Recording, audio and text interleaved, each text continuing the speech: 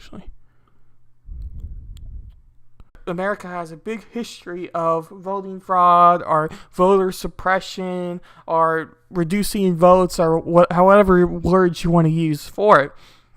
So I decided that I was going to look for myself and see if I could discover examples of voter fraud happening in the past. And then we're going to go to voter fraud that is supposedly happening now with Trump and his lawyer team and whatnot. Because I was recently talking with my family, and my dad was mentioning that he thinks voter fraud happens more on the Democratic side because he knew of more examples that he claimed to be voter fraud for the Democratic Party more than compared to the Republican Party in return. And if you follow any sort of conservative YouTuber or conservative radio show host or probably even a conservative TV show host, they would also say that voter fraud happens more from the Democratic side than it does the Republican side. But we all know, if you take an objective eye to the whole situation of voter fraud, it happens on both sides. So this is what I'm kind of looking at for this episode, and more just diving deep into voter fraud as a topic. And we're going to be reading many articles a little bit later in the stream about voter fraud being a myth, and that voter fraud may happen, but not so much in a way of how media likes to cover voter fraud. So that is something I think is rather interesting. But my first couple of articles here are by the Heritage Foundation, and they are essentially a organization or website that, it's an organization because it's .org, but a website that goes over history of voter frauds and really what's happening now through gathering data and interactive maps and other things along that point. So I was going to just first have a look at the voter fraud as we get things pulled up on my second computer here so that I can read your comments for whenever you decide to come in. And I highly suggest you having comments on this topic because I do think it's a topic that really myself I need to learn, but I think everyone else needs to learn it as well. And I am definitely not an expert in voter fraud, and this is a very average look into the situation through some research I did earlier this morning and some research I am going to do live on air, but I do think it is a topic that needs to be looked at, and I need to really understand for myself just how big of a topic really is voter fraud. Now, I think any American would like there to be no voter fraud and their election to be 100% for sure, and that would happen every single election cycle regardless of who the president is. But since this election and since the political environment these days or today is so humongous, people are simply thinking that this voter fraud is a massive issue, and a lot of people, at least a large vocal amount of people now, are saying that Trump lost because of voter fraud, and if you actually turn over the votes that were fraudulent, Trump would have won this election cycle, and that's if you believe his campaign and whatnot. But again, I'm going to be covering that later in the stream. But I think any American, regardless of which party or who you are Libertarian, Democratic, Republican, Conservative, Constitutional, Green Party, whatever party you're part of, or whatever mass political ideology you say you are, I think you would want an election to be 100% for sure every single time, regardless of who ends up winning. I think that's a very general claim that a lot of people want to see. But the big thing about what I'm diving into for today is seeing the scope of voter fraud. Is it a massive issue that we are not hearing about because Trump lost the election, or is it simply a more lower issue that really hasn't had that much of an effect for any sort of election, at least presidentially? Because I would argue that voter fraud has more of an impact when it comes to local elections than presidential elections or general elections or whatever you want to call it from that point. So, the president is the spokesperson of the nation and the figurehead of what we think of when it comes to America and really any other nation for that matter. Whoever is third person in charge of the nation, we think of as being the one who controls everything. And a lot of Americans view the president as that member. But in large part, local elections, local politicians, local legislators, and local members of government are what in reality decide what laws get passed or what things affect you in the city, in the country, or in the not constituent, but in the district, or whoever your representative is, has more of an impact locally, and it goes down all the way to who is in charge of where you live in particular, as in your representative is kind of what I was trying to say there. So I do think that a potential fraudulent election or voter fraud between congressmen or between legislators or between representatives and whatnot, any elected position locally, could have a higher impact than it does if it happens on a presidential scale.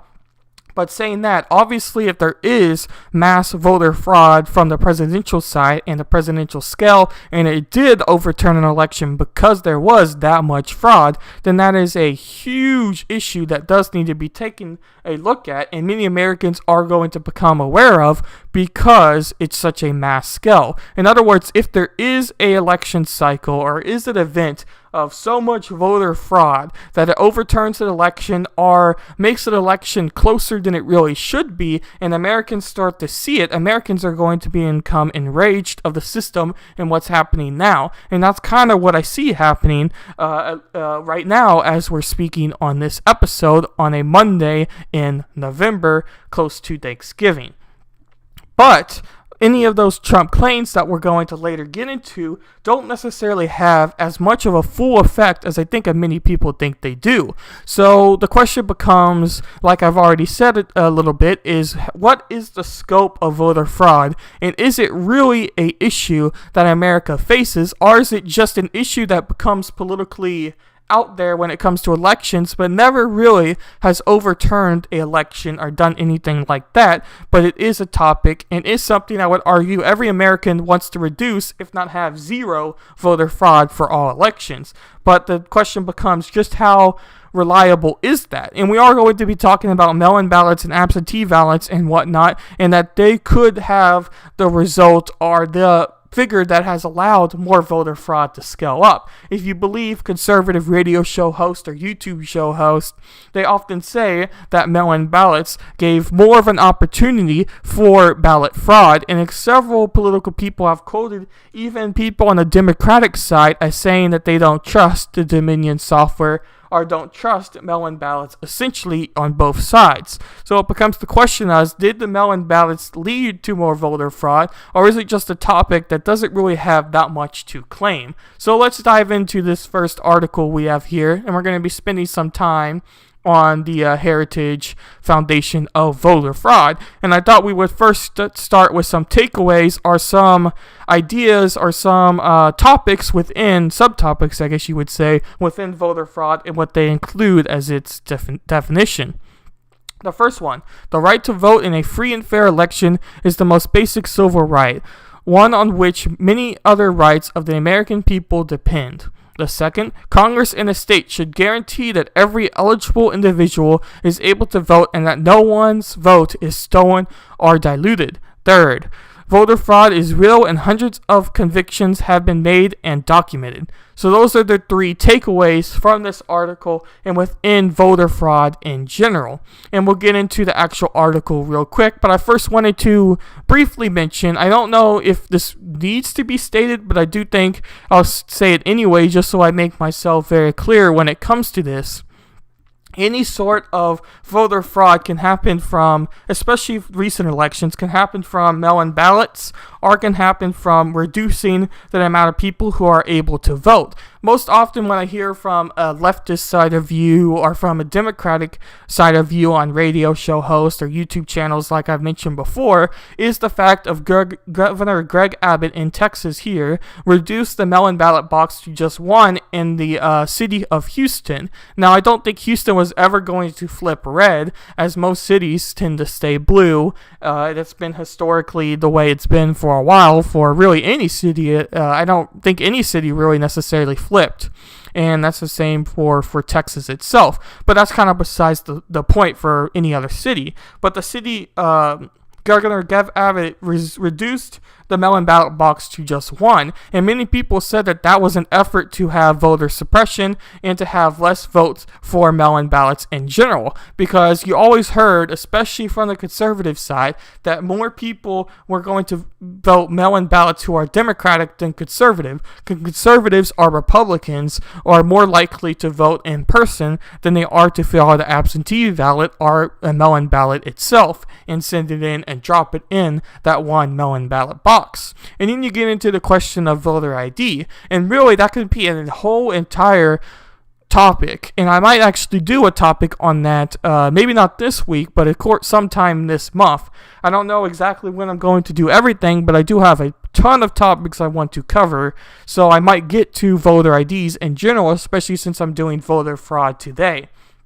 But voter IDs, a lot of people claim, are a way to reduce the amount of people who are able to vote and target the black community or Latino communities or minority type of communities from casting their vote in. And I've heard claims, pros and cons for both sides. Many people want there to be voter ID so that they know their vote is secure, for one, and two, they think it's the way it should be because people should be educated about who they vote for or whatever. But I don't want to spend too much time about voter IDs because I am going to cover that later on. But that has also been a way many Democrats have claimed Republicans are conservatives for trying to do to limit the amount of votes overall for the candidate and for really, in reality, Joe Biden.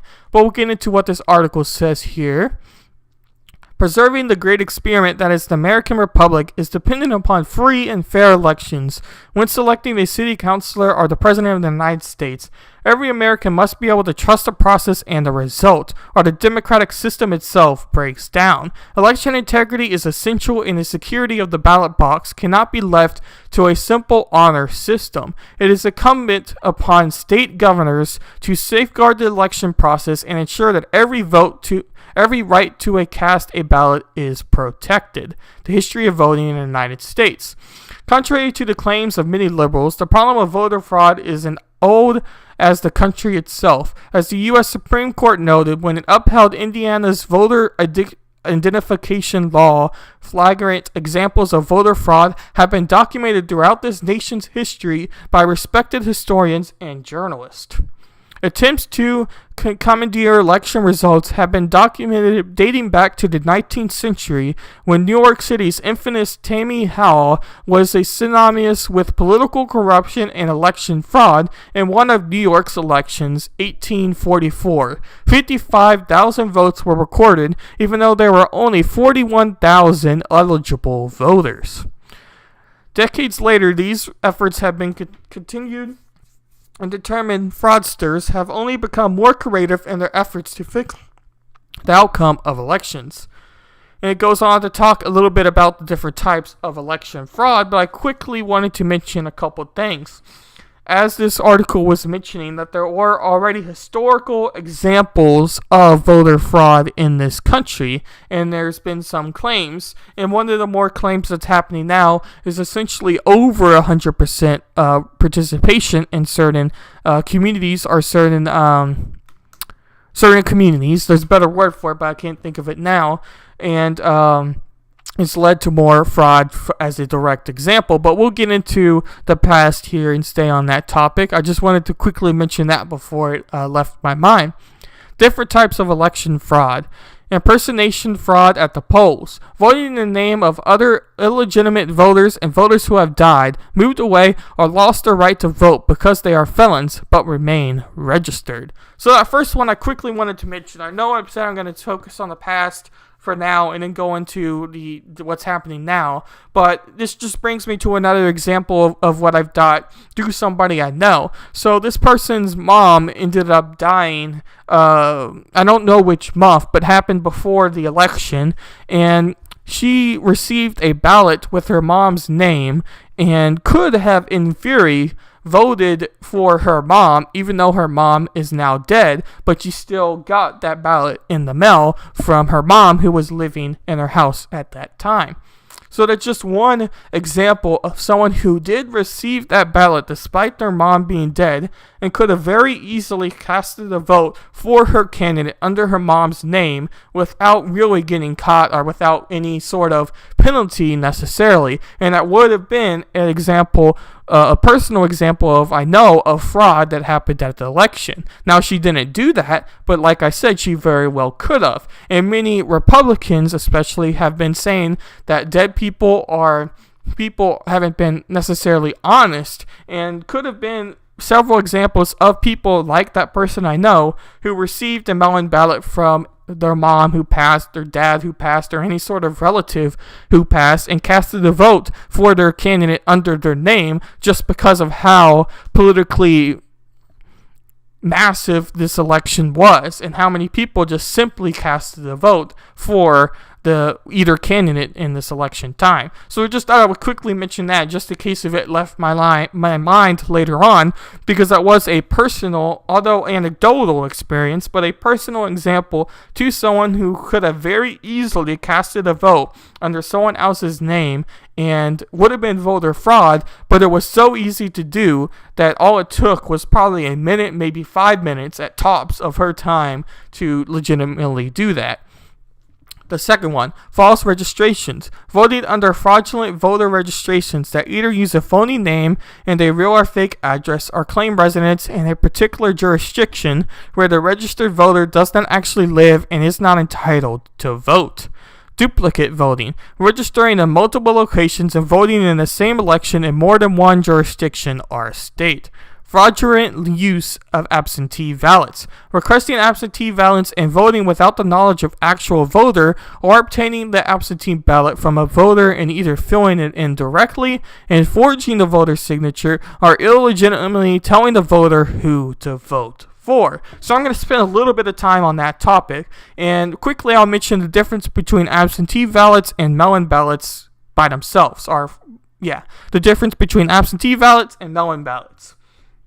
And I didn't know this till about a month ago, but the main difference of absentee ballots and mail-in ballots are this. Absentee ballots you have to request and have your information along with the ballot itself, so you have to make sure that everything is correct. When you go to vote in person, when you go to vote in person, you have to visually see your address and visibly see your name and visibly see these certain components and say that, yes, this is where I live. Yes, this is my name and whatnot. So therefore they could get not just a visual confirmation, but a physical confirmation when you go to sign that area under your name, so that they know that you're the person who voted for that person and no one else voted for that person.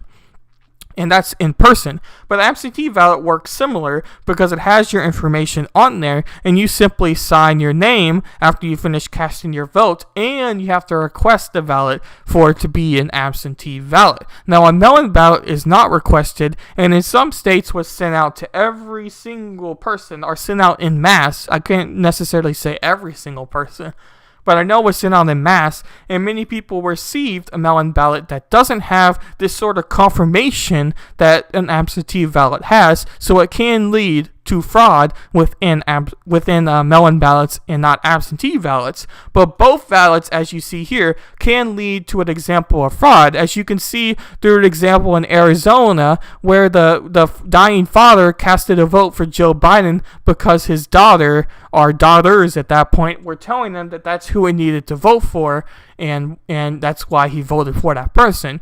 And you could argue that this could happen during any election, but since an election was so massively against each other, everybody is either voting for this person or this person. There's not many people in between. This election was very hostile. It's not very odd to think that a lot of people who maybe not were quite there, or older, or special needs type, may have been casting a vote for someone that they didn't really know of just because their family members told them to. So that's kind of what it's talking about there. This next one, buying votes. paying voters to cast either an in-person or absentee ballot for a particular candidate, illegal assistance at the polls, forcing or imitating voters, particularly the elderly, disabled, illiterate, and those for whom English is a second language, to vote for a particular candidate while subsequently providing them with assistance. So, illegal assistance in this example, I think, can go a lot of different directions. It can go from someone who is voting beside. I don't know. Okay, let's put it this way. I don't know exactly what can happen with someone who goes to vote who maybe is blind, or someone that goes to vote with special needs who is by themselves, or maybe has a family member with them to help them in that process. I don't know if they're allowed to go with them for the actual physical voting, and when you stick your head in and circulate the wheel or whatnot, or however your voting machine worked. But I think in general, I was just talking about the assistance claim, and I think that claim happens in probably a lot of elections. It's just a matter of, again, about what is the scope of how much that happens, and if that would in reality change the election, and if it did, how can we know for sure? And then this next one is illegible voting. Illegal registration and voting by individuals who are not U.S. citizens, are convicted felons, or otherwise not eligible to vote. Altering the vote count. Changing the actual vote count either in a precinct or at a central location while votes are being counted. Excuse me. Next one, ballot petition fraud. Forcing the signatures of registered voters on the ballot petitions that must be filled with election officials in some state for a candidate or issue to be listed on the official ballot. Next one.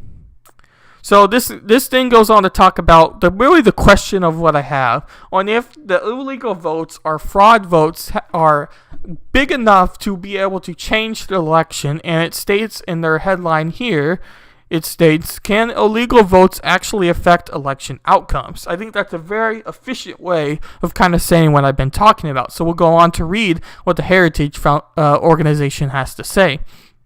Liberal groups often claim that known instances of voter fraud are inconstitutional inconstitutional when compared to the total number of ballots cast in American elections. However, as the National Commission on Federal Election Reform has stated, the problem is not the magnitude of voter fraud in close or disputed elections, and there are many. A small amount of fraud can make the margin of difference. The U.S. Supreme Court has concurred with this assessment. Nothing that's known instances of fraud demonstrate not only is the risk of voter fraud real, but could affect the outcome of a close election. Indeed, recent elections bear this out. In a 2015, a city council election in the New Jersey town of Perth Amboy was decided by a mere 10 votes. A judge overturned the election and ordered a new one after it was revealed that at least 13 illegal absentee ballots had been cast.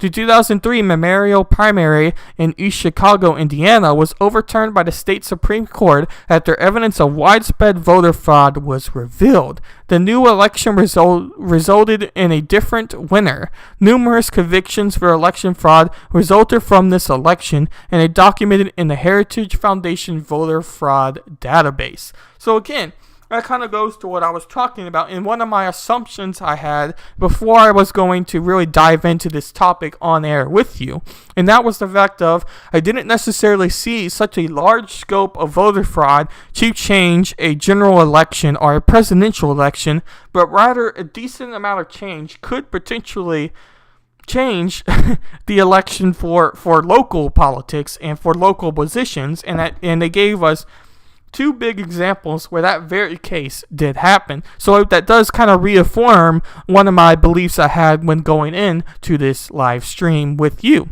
This next one is, who is responsible for ensuring the integrity of the election? And it goes on to talk about that there's state councils and other stuff and general federal restrictions for how states can run, but in general, a lot of election laws or how election policies or how election procedures are done are decided by decided by their states and not necessarily federally, although there is some examples of either one.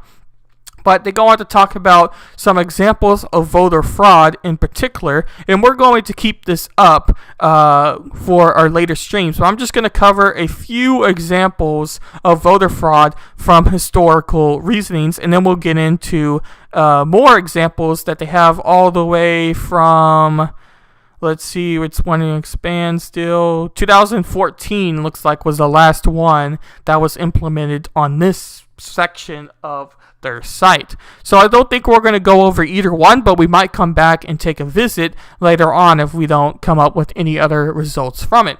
But it says here, in 1982, actually I think we will cover all of these. We might skip this next section, but I think it would be important to cover all of these examples they have here because it does give us a decent timeline and actual, a timeline of voter fraud examples. Anyway, 1982.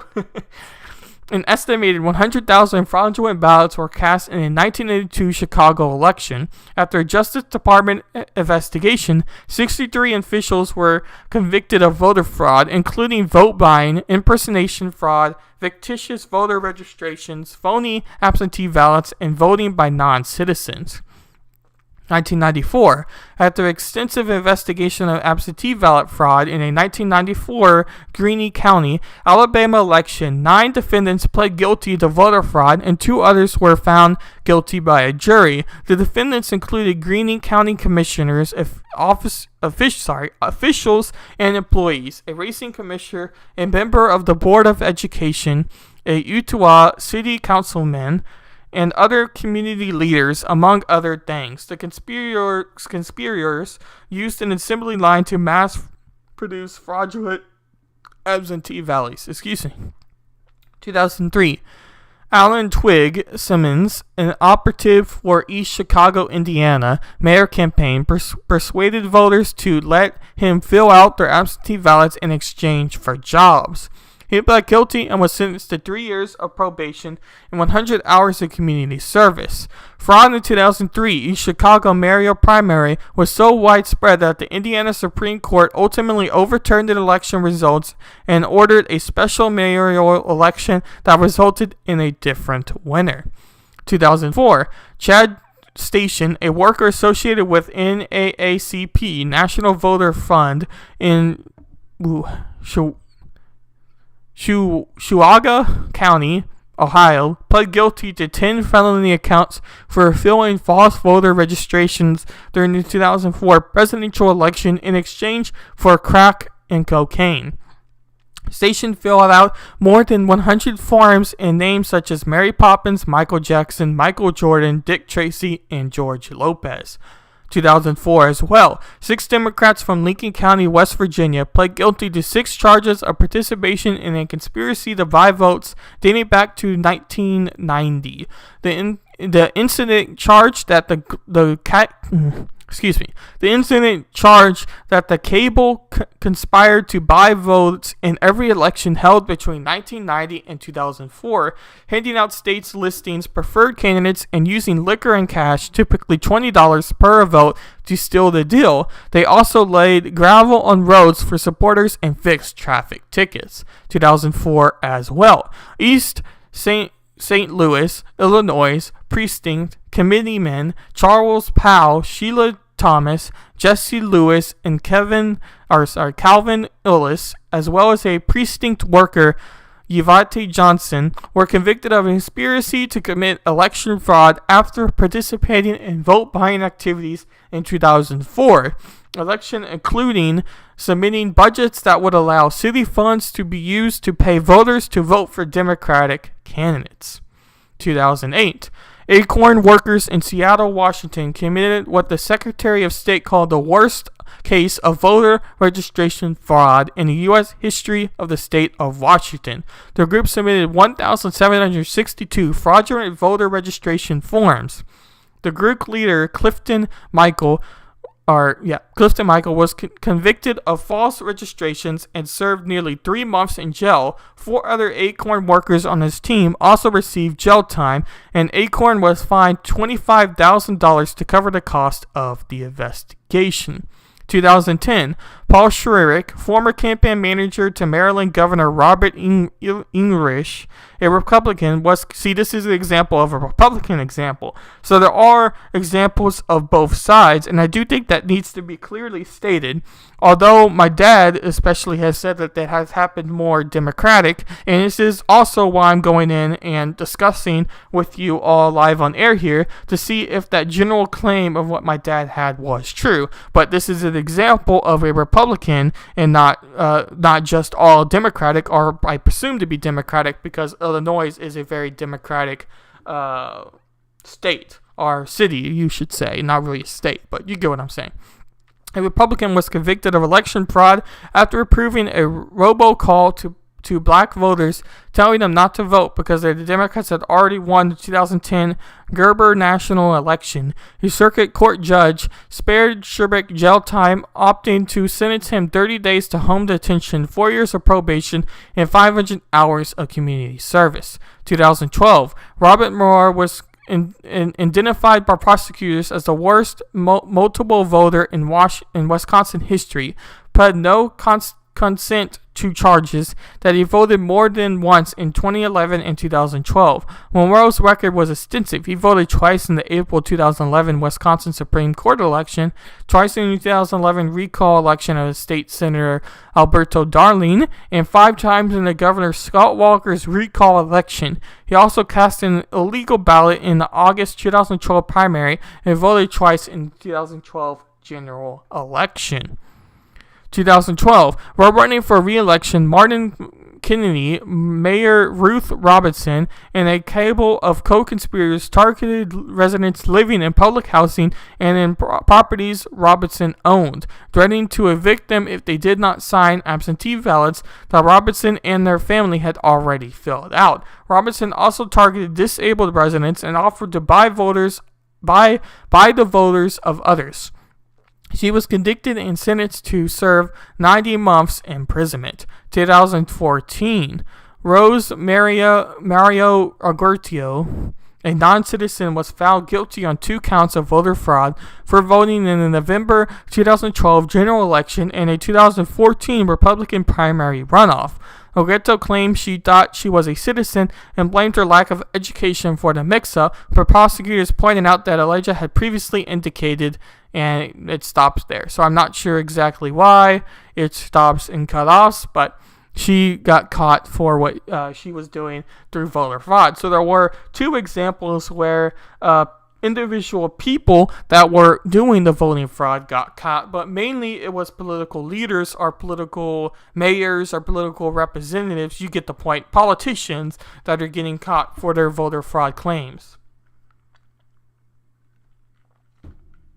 Or for actual voter fraud really than claims, but anyway. So, this is also by the Heritage Foundation. It says, a sampling of election fraud cases from across the country. And it says 1,071 proven instances of voter fraud, 938 criminal convictions, 43 civil penalties, 74 diversion programs, 8 judicial findings, and 8 official findings. In Alabama, there is a example with Daniel Reynolds. Daniel Reynolds pled guilty to 3 counts of absentee ballots fraud and was sentenced to 2 years probation. Reynolds, the chief campaign volunteer for Commissioner Amos Newsom, participated in falsifying absentee ballots in Dotham District 2 election between Newsom and his rival Lamsley Dansley in the summer of 2013. Next one, Janice Lee Hart, and this is also by Alabama in 2015. Janice Lee Hart pled guilty to 8 misdemeanor counts of attempted absentee ballot fraud in connection with misconduct while working on the 2013 campaign for District 2 City Commissioner Amos Newsom. Prosecutors claim that Hart was not present when absentee ballots were signed, even though she was listed as a witness on the ballot. In the election, Newsom defeated his challenger by only 14 votes and received 119 out of 124 absentee ballots cast. A judge sentenced Hart to 12 months in community jail for each count, which he suspended to 2 years for probation for each account. Alabama. Lisa Coleman. A Houston County jury found Lisa Coleman guilty of 7 felony counts of absentee ballot fraud related to 2013 election for a city commission seat. Coleman received a 3-year split sentence. She will serve 180 days in jail, followed by 3 years of probation. Olivia Lee Reynolds. Olivia Lee Reynolds was convicted of 24 counts of voter fraud while working on the 2013 campaign for her boyfriend. Gotham City Commissioner Amos Newsom. Reynolds filled out voter ballots for them and told others for whom to vote. Her fraud had definite consequences. Commissioner Newsom won re-election by a mere 14 votes. So that was kind of the same thing, but also someone else who was involved in that very same claim of voting fraud. So it has some more examples of Alabama. I mean, this is crazy of how many examples are coming out of Alabama. But let's see if we can find another state here as we scroll down.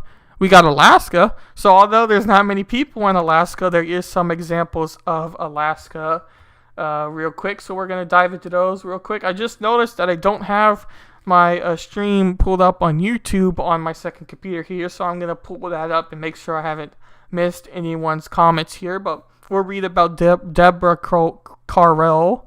Deborah Carrell pled guilty to 1 felony count of forging signatures on an inactive petition to reestablish a coastal zone management program. One of the initiative's sponsors noticed any inconsequences with the signatures. Carroll had collected and reported the matter to authorities. Carroll was sentenced to serve 2 years in jail, followed by 3 years in probation. So that was one on Alaska. We have Arizona here. There's 2 more examples, but we'll move on to Arizona. David Milton Kloberson. David Kloberson pled guilty to an attempted duplicate voting during the 2012 general election. He received a fine of $4,575 and 117 hours of community service. Arizona as well. Adam Bruce Halen. Adam Halen pled guilty to attempted duplicate voting during the 2012 general election. Same thing with John David Hermog of Arizona. We also have a couple more examples of Arizona.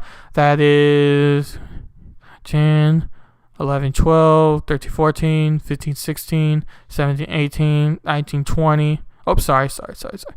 18 examples in Arizona of extra voting fraud. But we'll move on to Arkansas. David Pruitt. David Pruden and Albertson, serving on the Beebe City Council, pled guilty to a misdemeanor for voting twice in Arkansas in 2016 primary election.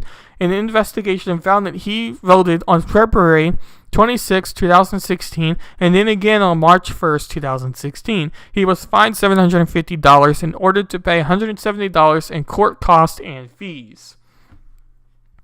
Another one in Arkansas, Hudson Hallman, Kent Hallman, Philip Wayne Carter, and Sam Malone. Democratic Representative Hudson Hallman, his father Kent Hallman, and 2 campaign workers, Philip Wayne Carter and Sam Malone, pled guilty to conspiracy to commit election fraud. The lawmakers' campaign briefed absentee ballots and destroyed ballots in the Arkansas district of the 54 primary runoff and general elections in 2011. Hudson Hallman was sentenced to 1 year of home detention, 3 years of probation, and was ordered to pay a $20,000 fine and to complete 100 hours of community service. Kent Hallman received probation and 9 months home confinement. Sam Malone received 3 years of probation and goes on to talk a little bit more. But that was in 2012. You also have Larry Gary of Arkansas in 2002. Larry Gary was charged with illegal casting more than 25 absentee ballots in other people's names during the 2012 primary, but the sum total of his election fraud may have been higher. The former sanitation director for the city applied for hundreds of ballots successfully, submitting 98 in a Democratic primary. According to the U.S. Attorney Office, Gary was likely not one running this type of scheme. After pleading guilty, Gary received 2 years of probation. Now we're moving on to California, and this is in 2017 with Alexander Bornson. Alexander Bornson, former trustee for McDicken United School District, California, pled guilty to charges of voter fraud. He listed a false address in order to qualify for candidacy in the November 2014 United School District Board of Education election. You have Ashley Drain, also of 2017 in California. Ashley Drain, a former McDicken United trustee, was found guilty by a jury of 4 counts related to a violation of the Welfare Code and 7 counts related to the election code. In November 2014 election, she listed a fraudulent address on her paperwork that qualified her to run for the school board. She was scheduled to be sentenced in May 22nd, 2017. Real quick, I'm going to make sure everything is good audio-wise.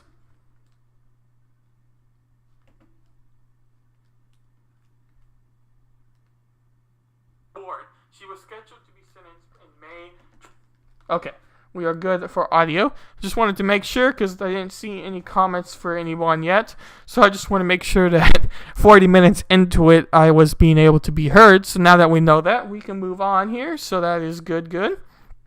This is also in California, as you have 1, 2, 3, 4, 5, 6, 7, 8, 9, 10, 11, 12, 13, 14, 15, 16, 17, 18, 19, 20, 21, 22, 23, 24, 25, 26, 27, 28, 29, 30, 31, 32, 33, 34, 35, 36.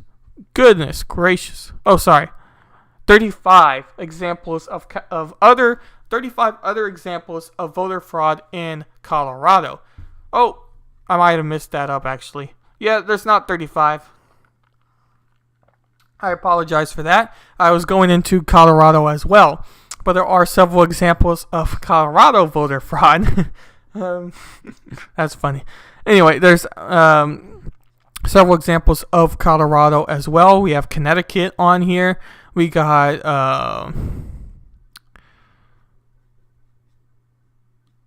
I'm still scrolling on Connecticut. We have Florida examples. We'll read some Florida because Florida is one of those swing states. We have Anthony Grant. Former Antelope Valley Mayor Anthony Grant was convicted of felony voting fraud charge, a felony election violation, and misdemeanor absentee voting violations. During the 2015 election, where he was running for the election, he coerced absentee voters to cast ballots for him. In at least one case, Grant personally solicited an absentee vote from a non-resident of Eaton Grant, who had previously served as a mayor, lost the in-person vote, but still won the election with more than twice the number of absentee ballots than were cast for the incumbent Bryce Mont. But there's several more examples of voter fraud in Florida and many other states. But I just wanted to read a lot of those out loud so we could get kind of an example of what in particular were done in those particular states or in those particular local type of positions. But there wasn't really any example of There wasn't any example of mass fraud happening from a presidential side, but we're going to get into this last article I have from the Heritage Foundation that goes over the particular type and penalties that we've also heard from that part, but we can pick the state.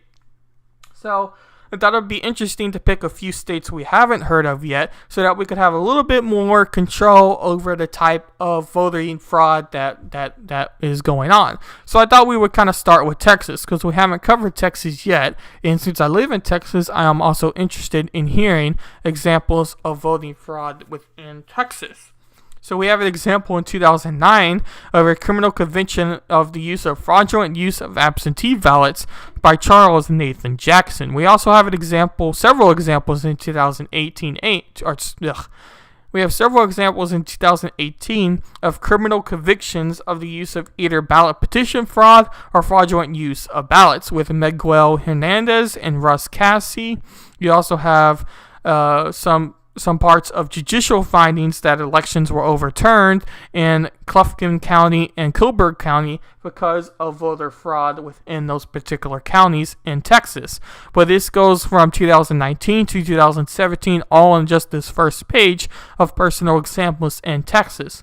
So there is definitely voter fraud that is happening in the state of Texas. Let's just cover one more state that we haven't talked about, and then we'll move on to my next batch of articles, because most of these type of voter fraud examples have already been stated. But I do think it is interesting to read actual examples and to read actual events of how the voter fraud was done, and that's why I wanted to start it with the Heritage Foundation. But how about let's move to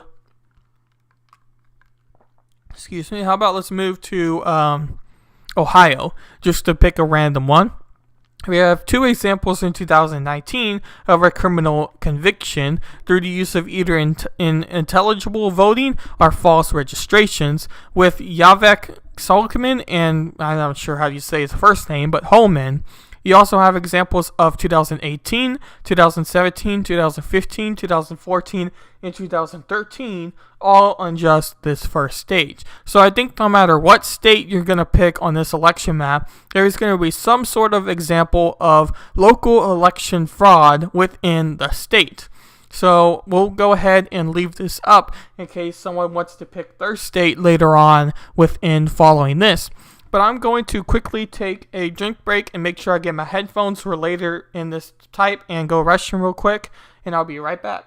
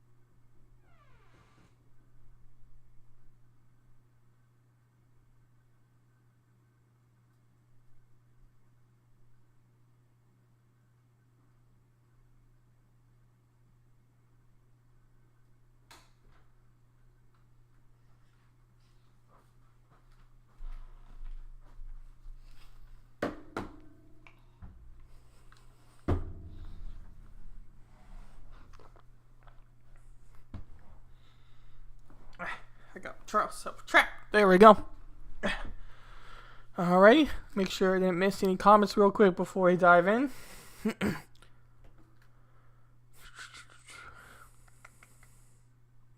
Alrighty, looking good. Alrighty. So this next example here is by the Daily Signal, and it states 15 election results that were thrown out because of fraudulent mail-in ballots. Voter fraud is too nominal to make a difference in given elections, goes one popular line of argument. But tell that to voters in parts of Florida, Missouri, New York, and North Carolina in recent years. Districts in these four states saw election outcomes overturned after absentee voter fraud came to light. Now, with millions of Americans homebound because of COVID-19, progressives are amping up their push for, so it goes on to talk a little bit. We won't need to really focus on that part. I'm looking for the examples here. Here we go. One of the most high-profile cases, the North Carolina Board of Elections discertified the outcome of the 2018 race in the 9th Congressional District and ordered a new election after evidence of absentee ballot fraud emerged. About 61% of all mail-in ballots were cast for Republican candidate Mark Harris over Democratic Dan McReady, although only 16% of those requesting a ballot were Republicans. In the new election, Republican Dan Bishop stepped in as the priority nominee and won. In 2018, Dennis Jones beat Tracy Gay by one vote in the Republican primary in Texas for the seat of the Kaufman County Commissioner's Court. Gary challenged the outcome, alleging a vote harvest submitted illegal mail-in ballots. While eligible provisional ballots went uncounted, after hearing a state judge invalid the results and ordered a new election, which Gary won by 404 votes. Another in 2018 Texas case, Armando Ocana seamlessly won a runoff race for mayor in Mission, Texas, beating incumbent Norberto Beto Solins. After strong evidence emerged that Ocana's campaign had bribed voters, tempted with absentee ballots, and improperly assisted voters by the polls, State Judge J. Bowner Dorsey invalidated the results, saying, "I hold or find by clear convicting evidence that the number of illegal votes was in excess of 158. In 2017, Eatonville, Florida Mayor Anthony Grant was convicted of felony charge of voting fraud and misdemeanor absentee voting violations. Prosecutors said that as a candidate in 2015, Grant concorded absentee voters to cast ballots for him. In at least one case, prosecutors said Grant personally solicited an absentee vote from a non-resident. Grant, a former mayor, lost an in-person vote but won the election with more than twice the number of absentee ballots that the incumbent Bruce Mott got. After Grant's incumbent, then Governor Rick Scott, suspended the mayor after his conviction, he was sentenced to 400 hours of community service and 4 years of probation. The case was more than a decade after the Florida Department of Law Enforcement concluded. In 2017, an Alabama state judge revised the result of a race for Winnipeg City Council. Incumbent Perry Gill appeared to have won by 3 votes. Gill's opponent, Lewis Washington, contested the outcome. A trial showed 8 absentee ballots cast for Gill either had a forged signature or weren't recognized or signaled in front of the registry number of witnesses. In 2016 race for mayor, Gordon in Alabama, Albert Melton won by just 16 votes. Melton later was convicted on counts of absentee ballot fraud and removed from office. He was sentenced to a year in prison and 2 years in probation. In 2016, Missouri State Representative Penny Hubbard won the 2016 Democratic primary in the state's 78th House District by just 90 votes. Her opponent, Bruce Franks Jr., contested the outcome of a lopsided absentee vote tally. Judge Rex Morrison ruled that enough improper absentee ballots were cast to change the result and ordered the new election. Frank won by 1,533 votes. In 2016, in Texas, former Wesclio, I'm not sure how you pronounce that, City Councilman Guadalupe Riviere pleaded guilty to 1 count of providing illegal assistance to a voter in 2013 race. He won by 16 votes. Riviere admitted filling out absentee ballots in a way other than the way the voter decided or without direction from the voter. In 2015, Fernando Gonzalez clinched a win of 10 votes over Sergio Diaz for a seat on the City Council of Perth Amboy, New Jersey, after a determination that at least 13 absentee ballots were cast illegal. The state superior court overturned the results and ordered a new election. The second time, Gonzalez won by 9 votes. The New York Assembly candidate Hector Ramirez pled guilty to 1 count of criminal possession of a fraudulent instrument during his 2014 campaign. Prosecutors charged Ramirez with deceiving voters into giving their absentee ballots to his campaign on the false promise that it would submit them. Instead, Ramirez claimed inserted his name on at least 35 absentee ballots, prosecutors said. In 2014, in Pennsylvania, Richard Allen Toney, the former police chief of Harmon Township, pled guilty to illegal soliciting absentee ballots for the benefit his wife and her running mate in 2019 Democratic primary for town council. Prosecutors said Tony applied for the ballots, then had them filled out illegally by individuals who were not expected to be absent on election day. After a 2012 federal investigation of voter fraud conspiracy in West Virginia, Lincoln Council Sheriff Jerry Bowman and County Clerk Donald Whithan pled guilty to stuffing ballot boxes and falsifying absentee ballots to try and steal a Democratic primary election in 2010. Lincoln's County Commissioner Thomas Ramey pled guilty to lying to investigators. Bowman and Ramey were included in helping Whitman get reelected. He won the primary and got a judge overturned in an election, tossing out 300 fraudulent votes. One of the more complex cases arose in a rural jurisdiction where the Justice Department brought a civil suit against Noxubee County, Mississippi, over a massive absentee voter operation run by local Democratic Party machine. Prosecutors said notarizes paid by the machine took ballots from mail-in boxes and voted the ballots in place of the actual voters.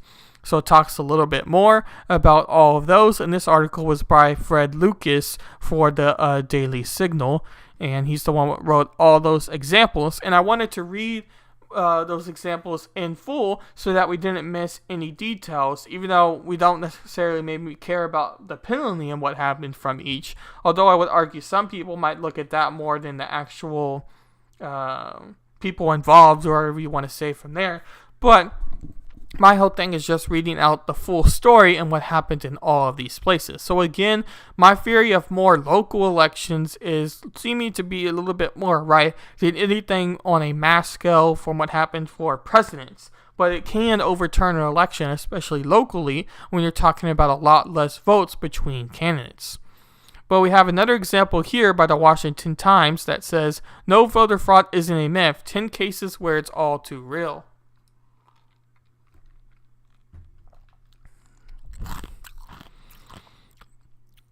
Sorry for that ice. It was a little ASMR.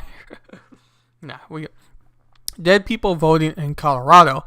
An ABS affiliate evidence of voter fraud in Colorado in September sparked an imminent investigation by the Secretary of State, Wayne Williams. A report in Denver exposed multiple incidents in recent years where dead Coloradans were still voting. 2. Illegals found voting in Virginia, only discovered after they self-reported. A study by Watchdog Public Interest Legal Foundation found in just 8 Virginia counties, 1,046 alien non-citizens successfully registered to vote. These aliens were only accidentally caught because they renewed their driver's license and self-reported, telling authorities that they were non-citizen. The study doesn't even include the Fairfax County and another county. 3. Some Pennsylvania citizens voting twice. 4. Illegal voting covered in Philadelphia. Half had previously voted. 5. Voter rigging triggers probe in Texas. We'll read about this because we may have not heard of this. This week, allegations of voter fraud in Tarrant County, Texas, promoted a state investigation and suit focuses on mail-in ballots, which allow for people to vote their homes without any ID or verification of identity. These concern of so-called vote harvesting, where political operatives fill out and return other people's ballots without their consent. 6. Indiana voter fraud investigation grows to 56 counties. We haven't read about that, so we'll go ahead and read this. According to a local NBC report, Indiana State Police are midst of a statewide investigation in possible voter registration fraud. Police believe that there could be hundreds of fraudulent voting registration records with different combinations of made-up names and addresses with people's real information, NBC 12 reported. The police encouraged victims of the suspected voter fraud to report it to an Indiana Secretary of State. 7. Three under investigation in Oklahoma for voting twice in the presidential primary. An investigation is underway into 3 Comanche County, Oklahoma residents who voted twice in the last week's presidential primary, according to ABC 7 News. Let's see when this article was made. This article was made in 2016, so they voted twice in 2016 and not necessarily this election in 2020. But we'll go on. All three submitted absentee ballots before showing up to their polling place on March 1st and voted again in person. The report said the Comanche County Sheriff Department is investigating the case and will interview all three of them before handing the case over to the district attorney. 8. Election fraud in Kentucky. A Franklin County grand jury has indicted a Pike County man in June on multiple felony counts of election fraud in connection with last month's statewide primary. Chief Justice, 50, has been charged with 4 counts of intimidating an election officer and 1 count of interfacing with an election officer in Pike County. 9. Underage voters found voting in Wisconsin presidential primary. We haven't heard about that, so we'll read this.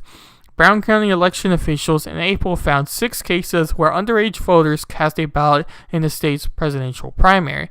County Clerk Sandy Juneau had a local reporter that the 6 17-year-old students registered and voted, despite 5 of the students presenting a valid ID.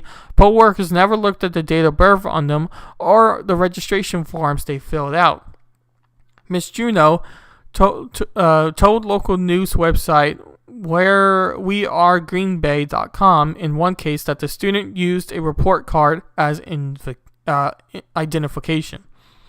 10. Voter registration cards sent to illegals in Pennsylvania. And we'll read about this a little bit. In September, the Secretary of State office in Pennsylvania mailed about 2.5 million voter registration postcards to people who were not registered to vote. But our licensed driver, Secretary of State Pedro Cortez, admitted to the House of Representatives that 7 people had reported that they received voter registration cards in error. State Representative Darrell Metcalf, a Butler County Republican who chairs with the State Governor Committee, said in September testimony that there are several problems with the state's voter registration system. So those are also some more examples of voter fraud that has happened in our country, more on the local side. Now, this is my last major example of voter fraud. We have this other one, but I think I'm probably gonna move on from that one because it repeats many of the same claims. And this talks about really the history of voter fraud and where it comes from in America. And this is going to be a pretty long read, so I'll kind of scan through the parts I want to get to. But I would highly suggest you checking out this article yourself if any of this information interests you or you want to know a full detailed application of what we're talking about here. But I'll take a quick drink break before we get into it.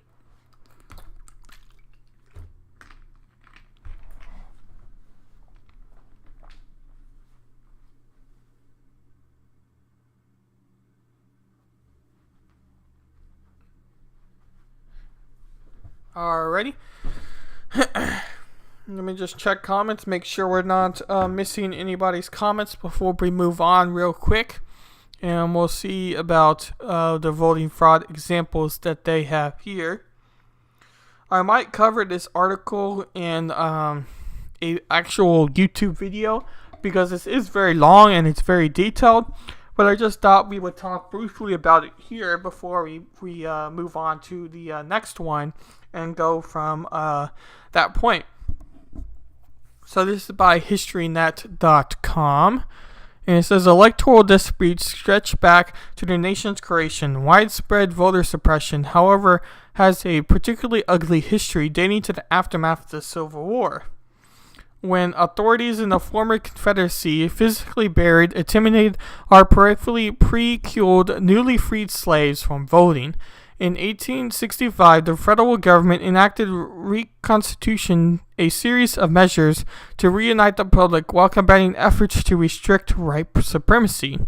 Federal troops oversaw the reestablishment of the state governors, and many former Confederates were temporarily barred from voting or holding election office. Freed blacks and newly arrived Northerners took over the state and local governors, and soon blacks had many elected positions in state and national government. By 1877, support for Reconstitution was weak, and a compromise ensuing the election of the Republican Rutherford B. Hayes as president over Democrat Samuel Tedian ended Reconstitution.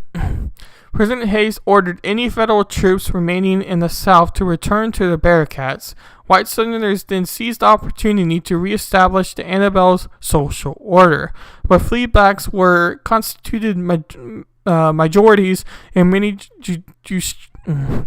jurisdictions across the South, and had a toll denied slaves. The vote to reassert power, white supremacists had to neutralize black voters who leaned Republican in the transition of Abraham Lincoln, retaking offices ranging from seats in Congress to sheriff, while Democrats worked to suppress the black vote, sometimes by administrative feat. Over by fear and violence, African Americans sticking with the GOP saw their cot barns and houses burned. Many were whipped or lynched. By one estimate, 150 African Americans were killed during the 1876 South Carolina gubernatorial campaign alone.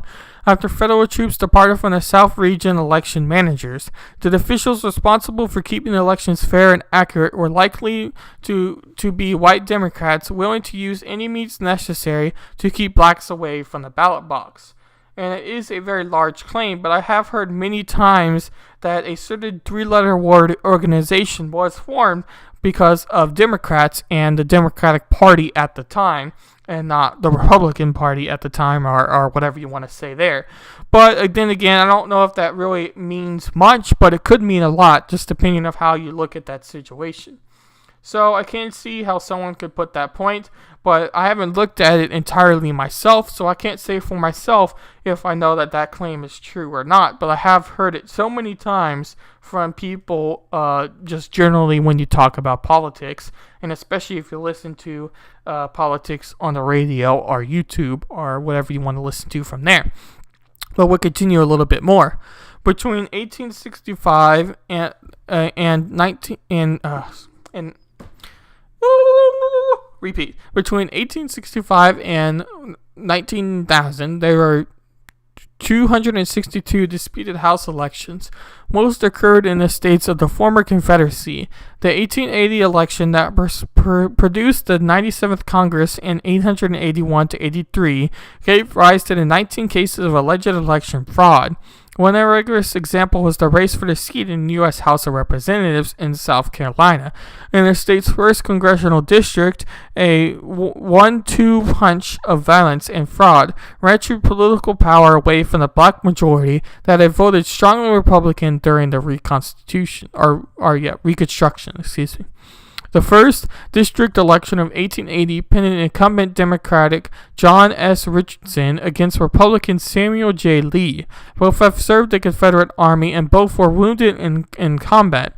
Both had political experience, but they had little else in common. Richardson, 52, was the son of a rich rice planter and politician. Lee, 38, was born in slavery during the Civil War. Lee accompanied his owner, General Samuel McGowan, into combat and was wounded twice. After the war, Lee read law and was in 1871 was admitted to the South Carolina bar, gaining a reputation as an outstanding attorney. He survived in 1872 to 74 as the first African American Speaker of the South Carolina House. In 1874, running as an independent Republican, he narrowly lost the race for the U.S. House seat, representing the first district. Subsequently, Lee became a judge of the probate court in 1876. I lost my spot. In 1878. He became involved in the prosecution of a white man, prompting threats of violence. He moved in Washington, D.C., where he spent a year as a clerk at the U.S. U.S. Treasury Department. It talks a little bit more about people. And again, I'm probably going to cover this particular website for a YouTube video on my channel, The Breakdown with Birkenhoff, but I don't want to spend too much time on this issue, but you do see that there are historical examples of voter fraud and or voter suppression in the past and also what are happening now. So we'll move on to this next article where it now debunks the voter fraud proposition. So we'll read about this, but I'm going to take another drink before I get too dry.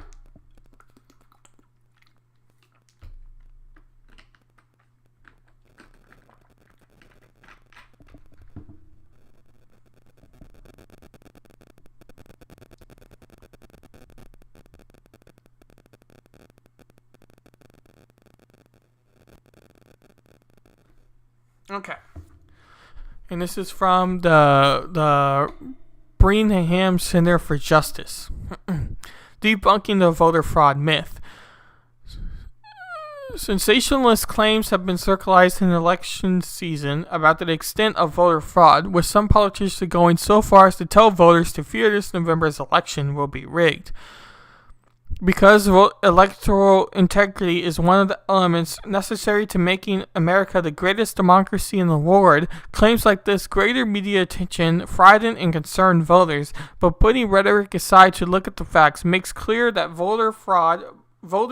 fraud by voters at the polls is vanishingly rare and does not happen on a scale even close to the necessary to rig an election. The Birmingham Center semiannual report on this issue, The Truth About Voter Fraud, found that most reported instances of voter fraud are actually traceable to other sources, such as electoral errors or bad data matching practices. The report received elections that had been meticulously studied for voter fraud and found incident rates between 0.003% and 0.0025%. Given that this tiny incident rate for voter impersonation fraud it is more likely that the report noted that an American will be struck by lightning than it will that he will impersonate another voter at the polls. And second, a study published by the Columbia University of Political Science tracked incident rates for voter fraud for 2 years and found that the rare fraud was reported generally could be traced to false claims by the loser of a close race, mischief and administrative or vote error. This third claim, in 2017 analysis published in the Washington Post, concluded that there is no evidence to support Trump's claims that the Massachusetts residents were bruised into New Hampshire to vote. Next one. A comprehensive 2014 study published by the Washington Post found 31 credible instances of impersonation fraud from 2000 to 2014. One of more than 1 billion ballots cast. Even this tiny number is likely inflated, as the study's author counted not just the prosecutions or convictions, but any and all credible claims. The next, 2 studies done at Arizona State University, one in 2012 and another in 2016, found similarly ineligible rates of impression fraud. The project found 10 cases of voter impersonation fraud nationwide from 2000 to 2012. The follow-up study, which looked for fraud specifically in states where politicians have argued that fraud is a precarious problem, found 0 successful prosecutions for impersonation fraud in 5 states from 2012 to 2016. A review of the 2016 election found 4 documented cases of voter fraud, and we've talked about most of those voter fraud examples, but it also states here that research in 2016 election fraud found no evidence of widespread voter fraud. As I said before, it's more locally spread voter fraud than it's anything towards a presidential candidate itself. This next one here. A 2016 working paper concluded that the upper limit on double voting in 2012 election was at a 0.02%. The paper noted that the incident rate was likely much lower given audits conducted by the research showed that many, if not all of these apparent double votes could be a result of measurable error. A 2014 paper concluded that the likely percent of non-citizen voters in recent U.S. elections is 0. Next one. A 2014 nationwide study found no evidence of widespread impersonation fraud in 2012 election. Again, a 2014 study that examined impersonation fraud both at polls and by mail-in ballots found 0 instances in jurisdiction study. Again, a 2014 study by a nonpartisan Governor Accountability Office, which reflected a literate review of existing research on voter fraud, noted that the studies constantly found few instances of an in-person voter fraud. Next one. While writing a 2012 book, a researcher went back 30 years to try to find an example of voter impersonation fraud determining the outcome of an election, but was unable to find even one. Now, I'm not sure necessarily about that claim, so we might look into more to that on today's stream or later on, but I'll go back to that claim sometime. Next one, a 2012 assessment of Georgia's 2006 election found no evidence that the election fraud was committed under the auspices of decreased registrations. Excuse me. A 2011 study by the Republican National Lawyers Association found that between 2000 and 2010, 21 states had 1 or 0 convictions for voter fraud for other kinds of voter irregularities. And it goes on and on and on. This next one talks about a government investigations agree voter fraud is rare, where you have the Kansas Secretary of State, Chris Gobeck. You have Texas lawmakers reporting a strict voter ID law. You have the United States Justice Union. You have an investigation in Colorado. You have a criminal investigation in Florida several times. You have one in Ohio. And you have one in Iowa. You also have one in Wisconsin. And you have many other. But we are going to keep this article up because we might be coming back to it if we don't find any other examples later on of anti-voter fraud. I do have a couple of research databases up, but sometimes those are a little bit harder to really prove, because when you look at Google Scholar or Jester, as in this case, I want to make sure that we receive something that is good information and not just fraudulent in that way. So I'm using my research database Jester for the college I am at in gaining data for both of these programs. And as we wait for it to load, we will pull up some research databases that I've looked at briefly before going on in today's episodes, with more voter identification, voter suppression, and that type of restricting voters, because I kind of count that as a type of voter fraud as well.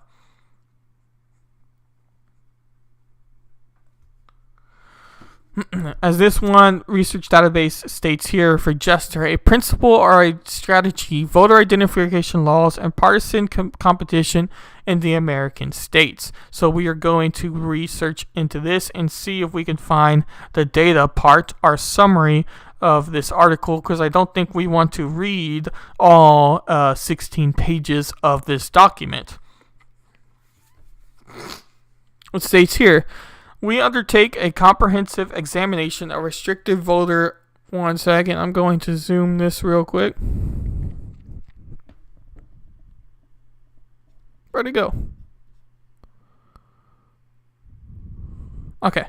We undertake a comprehensive examination of restricted voter ID legislation in American states from 2001 through 2012, with a data set containing approximately 1,000 introduced a neither 1 in 100 adopted voter ID laws. We evaluated the likelihood that the state legislature introduces a restricted voter ID bill, as well as the likelihood that a state governor adopts such a law. Voter ID laws have evolved from a valence issue into a partisan battle. Republicans defend them as a safeguard against fraud, while Democrats indicate them as a machine of voter suppression. However, voter ID legislation is not uniform across the states. Not all Republican-controlled legislators have pushed for more restrictive voter ID laws. Instead, our findings show that it's a combination of partisan control and electoral context that drives implementation of such measures. While the Republican lawmakers strongly and positively influenced the adaptation of voter ID laws in electorally combative states, its effect is significantly weaker in electorally uncompetitive states. Republicans preside over an electoral coalition that is declining in size. While elections are competitive, the furtherance of restrictive voter ID laws is a means of maintaining Republican support while circulating Democratic electoral gains. So just by reading the abstract, I'm not entirely sure exactly what this research was shown.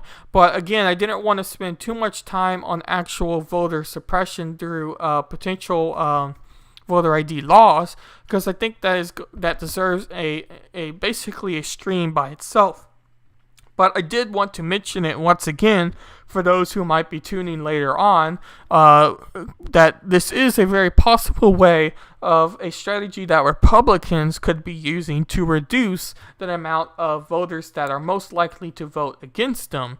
But if you take recent results, President Trump did get a lot of Latino votes, especially in Florida, compared to Joe Biden or compared to really Republicans in the past. So even that claim could have a knock against it. But again, if you take any claim of generalization of voter fraud and whatnot at its face value that we've read earlier on, and you take this as face value, this could be the Republicans' type of strategy of voter fraud compared to other types of voter fraud, or just a strategy in general that tends to be more aligned of Republican than Democratic. But again, that could all just be a bundle of ideas, because the general examples of voter fraud that we've read earlier on in this stream were mostly Democratic, but there were examples of Republicans as well. So all these types of voter frauds could go both directions, but I have only really seen voter identification laws being targeted at Republicans than other ways around. So I don't exactly know that stance, and that's why I also think that deserves an entire video just on itself that I do think I might be doing, and may even be doing this week, since I'm doing one on voter fraud right now, but we'll see how that goes.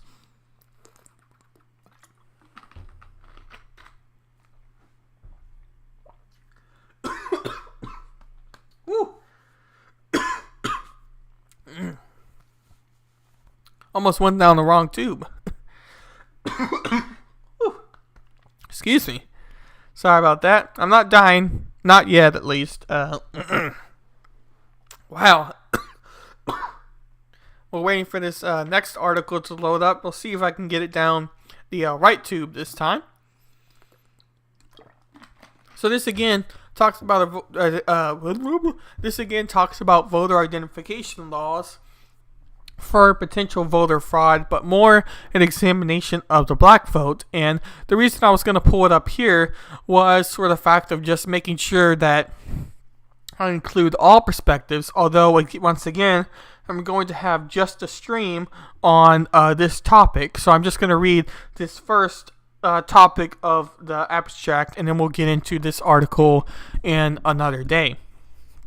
The long-term impact of voter identification laws on black voter turnout has been a hotly debated issue for nearly a decade. Black voter turnout in Georgia is often held up as an example of how voter ID laws have no apparent impact on the black political participation in this paper. I find that while turnout among blacks in Georgia fluctuates, turnout since the implementation of strict voter identification law is generally higher than black turnout was immediately before the strict voter ID requirements were enforced.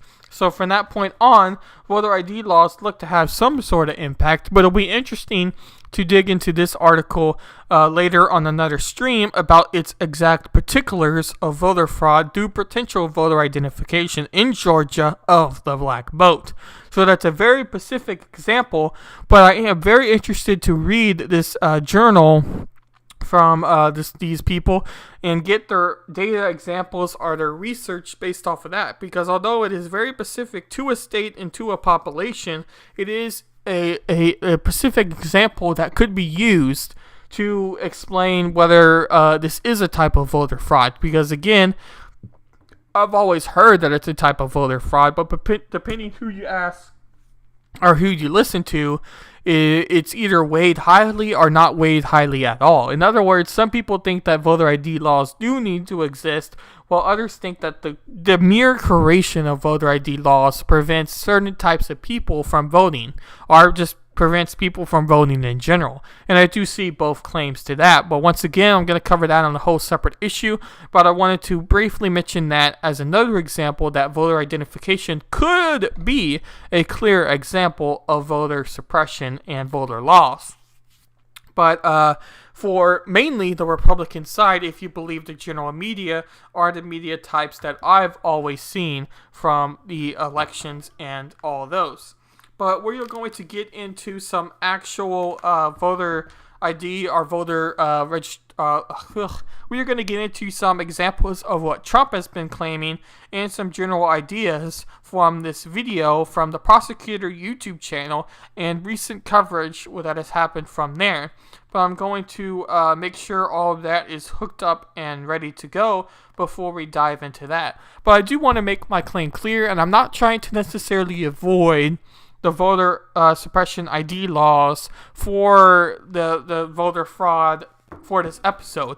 In other words, I just thought it was such a major topic that it deserved an entire stream just to itself, besides trying to add it to this one. Because I am going to post this up onto my podcast as a special episode, and I'm going to make probably a separate YouTube video just as a summary of this topic, and I didn't think that including voter ID would make it a lot longer, and unfortunately I can't make another 8-hour stream today, and I wanted to keep this stream to about 2.5, maybe 3 hours long instead of an 8 hours long that I think the voter ID could bring up. So I just wanted to make that very clear. I don't really want to avoid that issue, but unfortunately I think that deserves an entire topic just on itself. But let's get into this video by the prosecutor YouTube channel, and we'll listen to this, and I'll give some of my feedback from it like I did yesterday from the Matt Christensen show on my Twitch and DLive. But before we get into that, I just wanted to make sure all of this works and we're all ready to go. So it looks like we are all hooked up here. So I will make sure that we play with a good enough volume here. Fraud was never the voting machines. I'm going to talk about those later. The most obvious election fraud was never the voting machines. I'm going to talk about later. The best evidence we have of fraud concerns the absentee ballots. Let's talk about Matt Brainerd's Voter Integrity Project. Matt Brainerd is a data expert employed by the Trump campaign. We all remember when on election night, Donald Trump looked poised to win. He was up in every single swing state except Arizona. Then all of the swing states stopped counting the votes. Over a period of several days, Trump's lead vanished in every single swing state. This was mostly due to the counting of absentee ballots. Given the appearance of fraud, Matt Brainerd solicited donations he could use to Real quick, before we dive into this entirely, I want to make sure that everyone knows this prosecutor of the channel, he is very much a conservative YouTuber, and it is something to take into account, but I did think his analysis, especially if you take Trump's claims at face value, give a good idea. And he also mentioned this voter integrity project that I wasn't aware of. And I will get into another site that just comes to my mind now, and we'll look a little bit more into that. And it's, once again, if you do believe Trump's claims has some legitimacy, I struggle to believe if Trump's claims necessarily would overturn the election to the point where Trump will become president. But it is good to like Anna Volta said when I was on his show, it is good that Trump is trying to go after these claims if voter fraud does exist, because it is something the Americans do need to hear about and think about, because voter fraud should not happen. And regardless of who you say you are, what party you identify, or if you don't identify as a party, if you are a human and you vote in America, you want to make sure that your vote is counted and is the actual person that ends up getting voted for.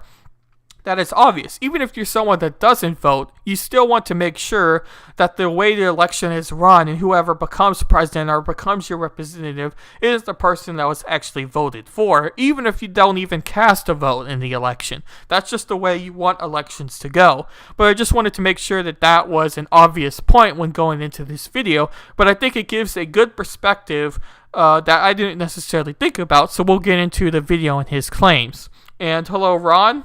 I see you there with your good old coronavirus GIF and DLive. That one makes me laugh every time I see it, so thank you for that, Ron.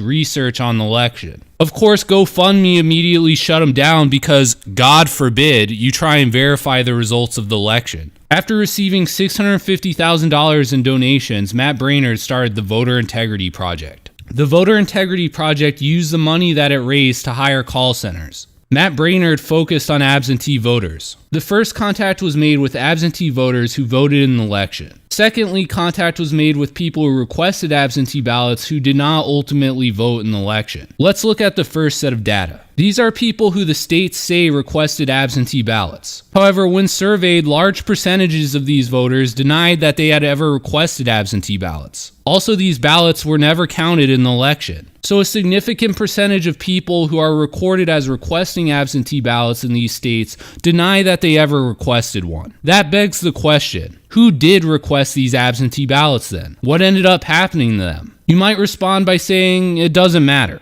These votes weren't counted anyways. Okay, fine. Let's move on to the next chart. This is people who requested an absentee ballot. When surveyed, they indicated they mailed the ballot back. However, the state indicates they never received the ballot. Let's look at Arizona, for example. How did 50% of the people who submitted absentee ballots have their ballots magically disappear? There's no way over half of the absentee ballots just got lost in the mail. To believe that would be absurd. So how could any Arizona election official possibly certify the election results? Well, maybe... So that, if that claim is true, and I haven't backed these numbers myself, and he's getting this from a Twitter summary, or Twitter quote, or whatever you want to call the Twitter post. I guess you say post, that makes sense. So he's getting this from a Twitter post. And it'll be interesting to back these numbers out individually. But once again, if you say that these numbers are true and are official, which is true, but anyway, you get the point. If these numbers are official, like the prosecutor was just saying here with Arizona, if 50% of these ballot votes were either lost in mail, never got to the person, or did get to the people and then got lost in between the process of going from one place to the next, because that was the main problem with the mail-in ballot system itself. It's the fact of how many channels of communication have to happen between votes. Regardless of what you're doing, the mailbox person has to get it from here. It has to go to the chain. Then it has to go from there to the place that's getting actually counted. So you have multiple people that it's going between. And if you have human nature, the process of how mail-in ballots are counted is potentially going to change because of it. And it is something that does need to be taken into account. And that is also another claim, if you are to believe why Governor Abbott did reduce the mail-in ballots to just one location, it was because he wanted to reduce the amount of people that had to transport this ballot from one location to the next. So if that is his legitimate reason for doing so, I do see how some people could take his claim of doing so and saying that that was a good idea rather than a obvious case of voter suppression. But I do think the best claim for what Governor Greg Abbott did here in Texas with Houston was something that I do think was a little bit suspicious for voter suppression or voter fraud towards a Republican. So that is something to take into account. And then you have Georgia and Pennsylvania and Wisconsin with their numbers of 44%, 41%, and 20% and whatnot. But you can kind of see there. But if those numbers are to be believed, any sort of mail-in ballot that wasn't counted are part of the actual tally for the election is something that is concerning, but we knew was going to happen just because of how the mail-in ballot process works. And it isn't necessarily an example of voter fraud, but if the scale is at 50% or is at 20% or is at 30% or is at 40% and let alone 50%, that is something that is rather concerning. Ballots just got lost in the mail. To believe that would be absurd. So how could any Arizona election official possibly certify the election results? Well, maybe it has to do with the fact that the person in charge of the election in Arizona is an unhinged lunatic who has called Trump voters Nazis for months leading up to the election.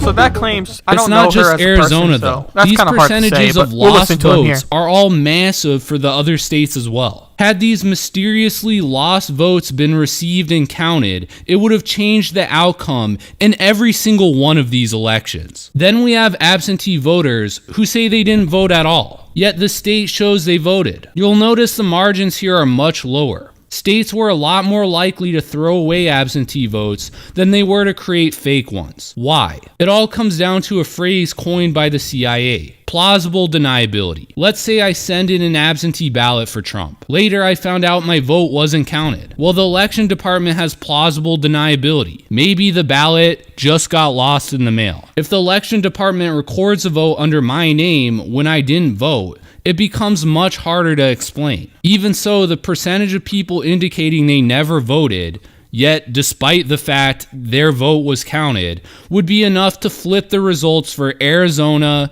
Georgia, Michigan, and Wisconsin. While doing his research, Matt Brainerd also stumbled upon additional evidence.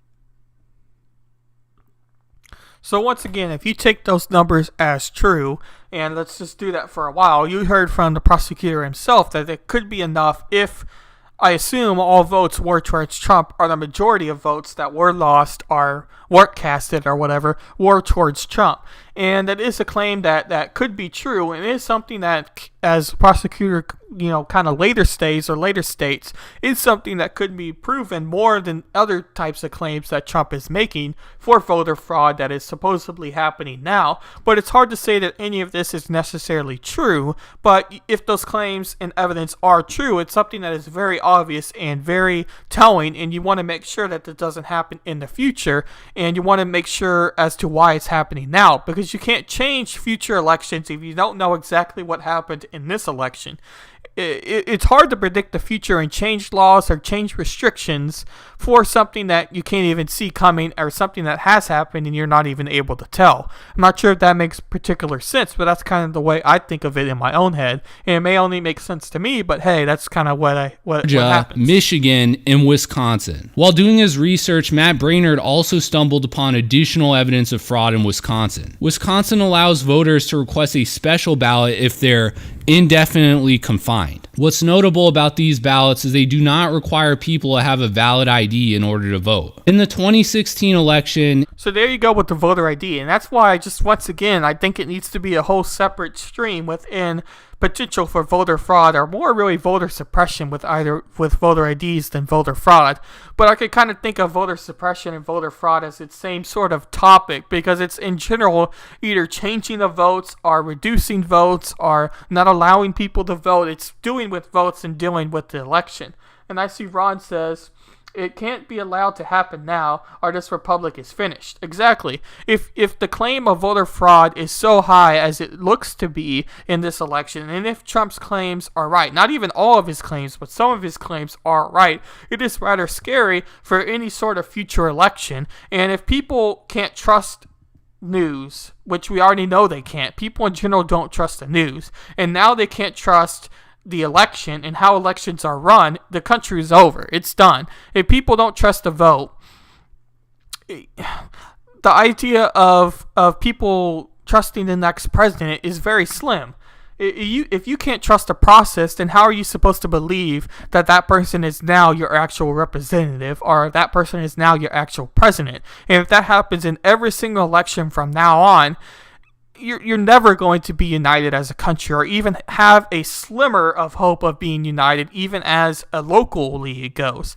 Because you have Joe Biden now saying, we all need to unite together and all that. But if people don't trust the election, especially avid people don't trust the election, it's over. Because people who follow politics have become so partisan that they believe either the Republican candidate or the Democratic candidate. So you have your pro-MAGA people, you have your pro-Trump people that believe that this election, if it does get certified for Joe Biden, is completely false. And those people are so much into politics and so much into the news that they're never going to trust another election, period. But then you have the people of avid Joe Biden supporters that think all of these voter fraud claims are so stupid because Trump is saying them and whatnot, are just voter fraud goes both ways. It's not just Democratic. You have your claims like that.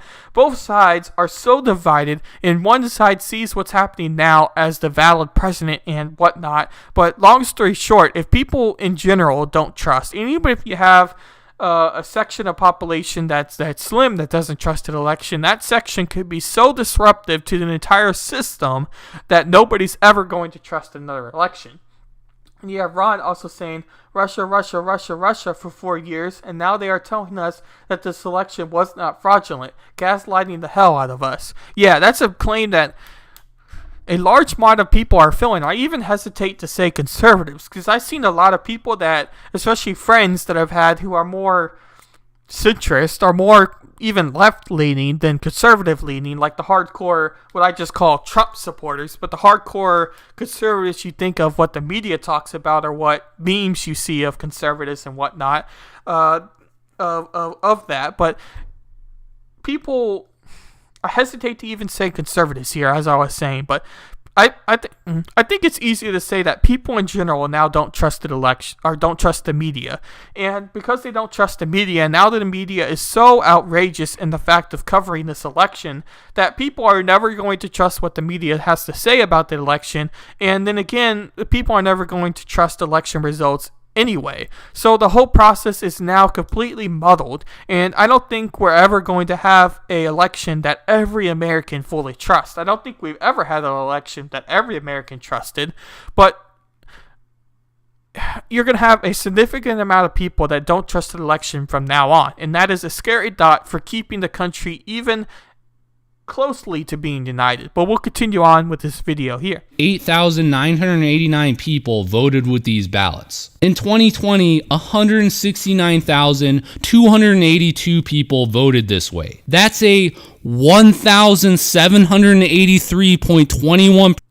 So this is an example of all ballots requested. Now, as he says here, this is, and I'll back it a little bit so you'll hear his full statement here, but this is such a massive increase. And I've heard a lot of people talk about this claim and say, well, it's because of COVID.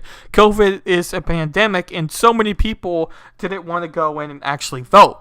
But as you know from the mail-in ballot process itself, mail-in ballots can lead to voter fraud more than just going in by person. It's easier to control by person than by the mail-in ballot itself. And through the process, if you do believe the numbers before with the ballots supposedly getting lost, it's easy to think, if you're more conspiratorial and you believe that everything's more democratic through voter fraud, that these votes now have allowed Joe Biden to win these key swing states because of just simply the idea of being able to manipulate how these mail-in ballots happen.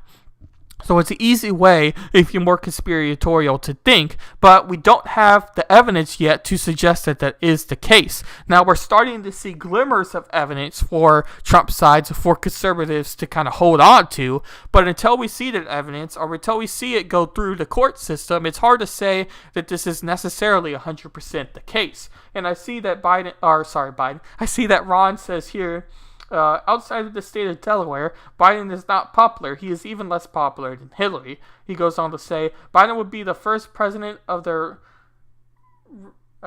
remnant U.S. I don't know if I said that right. Next one, we can not allow the Green New Deal to happen and plunge the U.S. into a totalitarian country. Yeah, the Green New Deal, or the Green New Deal, is something that has potential to really go through harm. And until we have a president fully, and even suggesting, or even putting the fact that Joe Biden is the president, if you think it, if Joe Biden becomes president, and many people argue he is already president, but let's just say he is president for the lack of confusing everybody. Joe Biden is now president. If he is to enact what some conservatives think he is going to do, it could potentially put the country in massive debt and could potentially put the oil industry into huge harm, which many people find themselves in Texas and in Pennsylvania and in other states where they rely on that income. So it's going to be interesting to see what Joe Biden is going to do to reduce the impact, what happens on those states and within the oil industry, if he does care about those people's jobs, because they do employ a ton of people in the economy. But we'll continue on with this video. 282 people voted this way. That's a 1,783.21% increase. Matt Brainerd is also going through the process of confirming whether the addresses on absentee ballots are legitimate. He stated he's already found significant fraud in regards to voting addresses in Georgia. Now, we don't have the numbers from him on this yet. He has said, though, that he's going to post a full research paper today. So given what we've learned from the Voter Integrity Project, what other evidence could we expect? Well, we would expect there to be some evidence of fake ballots being counted. There would also have to be evidence of a lot of legitimate absentee ballots that were destroyed, which, of course, is the exact type of evidence we have in abundance. We've got numerous affidavits from election workers who saw suspicious ballots being brought in. Some of the witnesses say they even saw election workers filling out the ballots. Others indicate the ballots were pristine. They lacked any of the creases you would expect from a ballot that would have been mailed to someone. Witnesses indicated that they were marked with a perfect circle for Joe Biden only. In fact, thousands of ballots. So the idea of the perfect circle, I have yet to see claims of that myself. Now, I haven't spent too much research into that part of the topic of voter fraud, but if that is the case, and if that statement is true, that is something that is rather concerning, because there's many also examples, as the prosecutor later says, and as we'll read a little bit more, of people casting a perfect circle within these voting systems, and also casting a perfect circle and only voting for Joe Biden and nobody else down the list.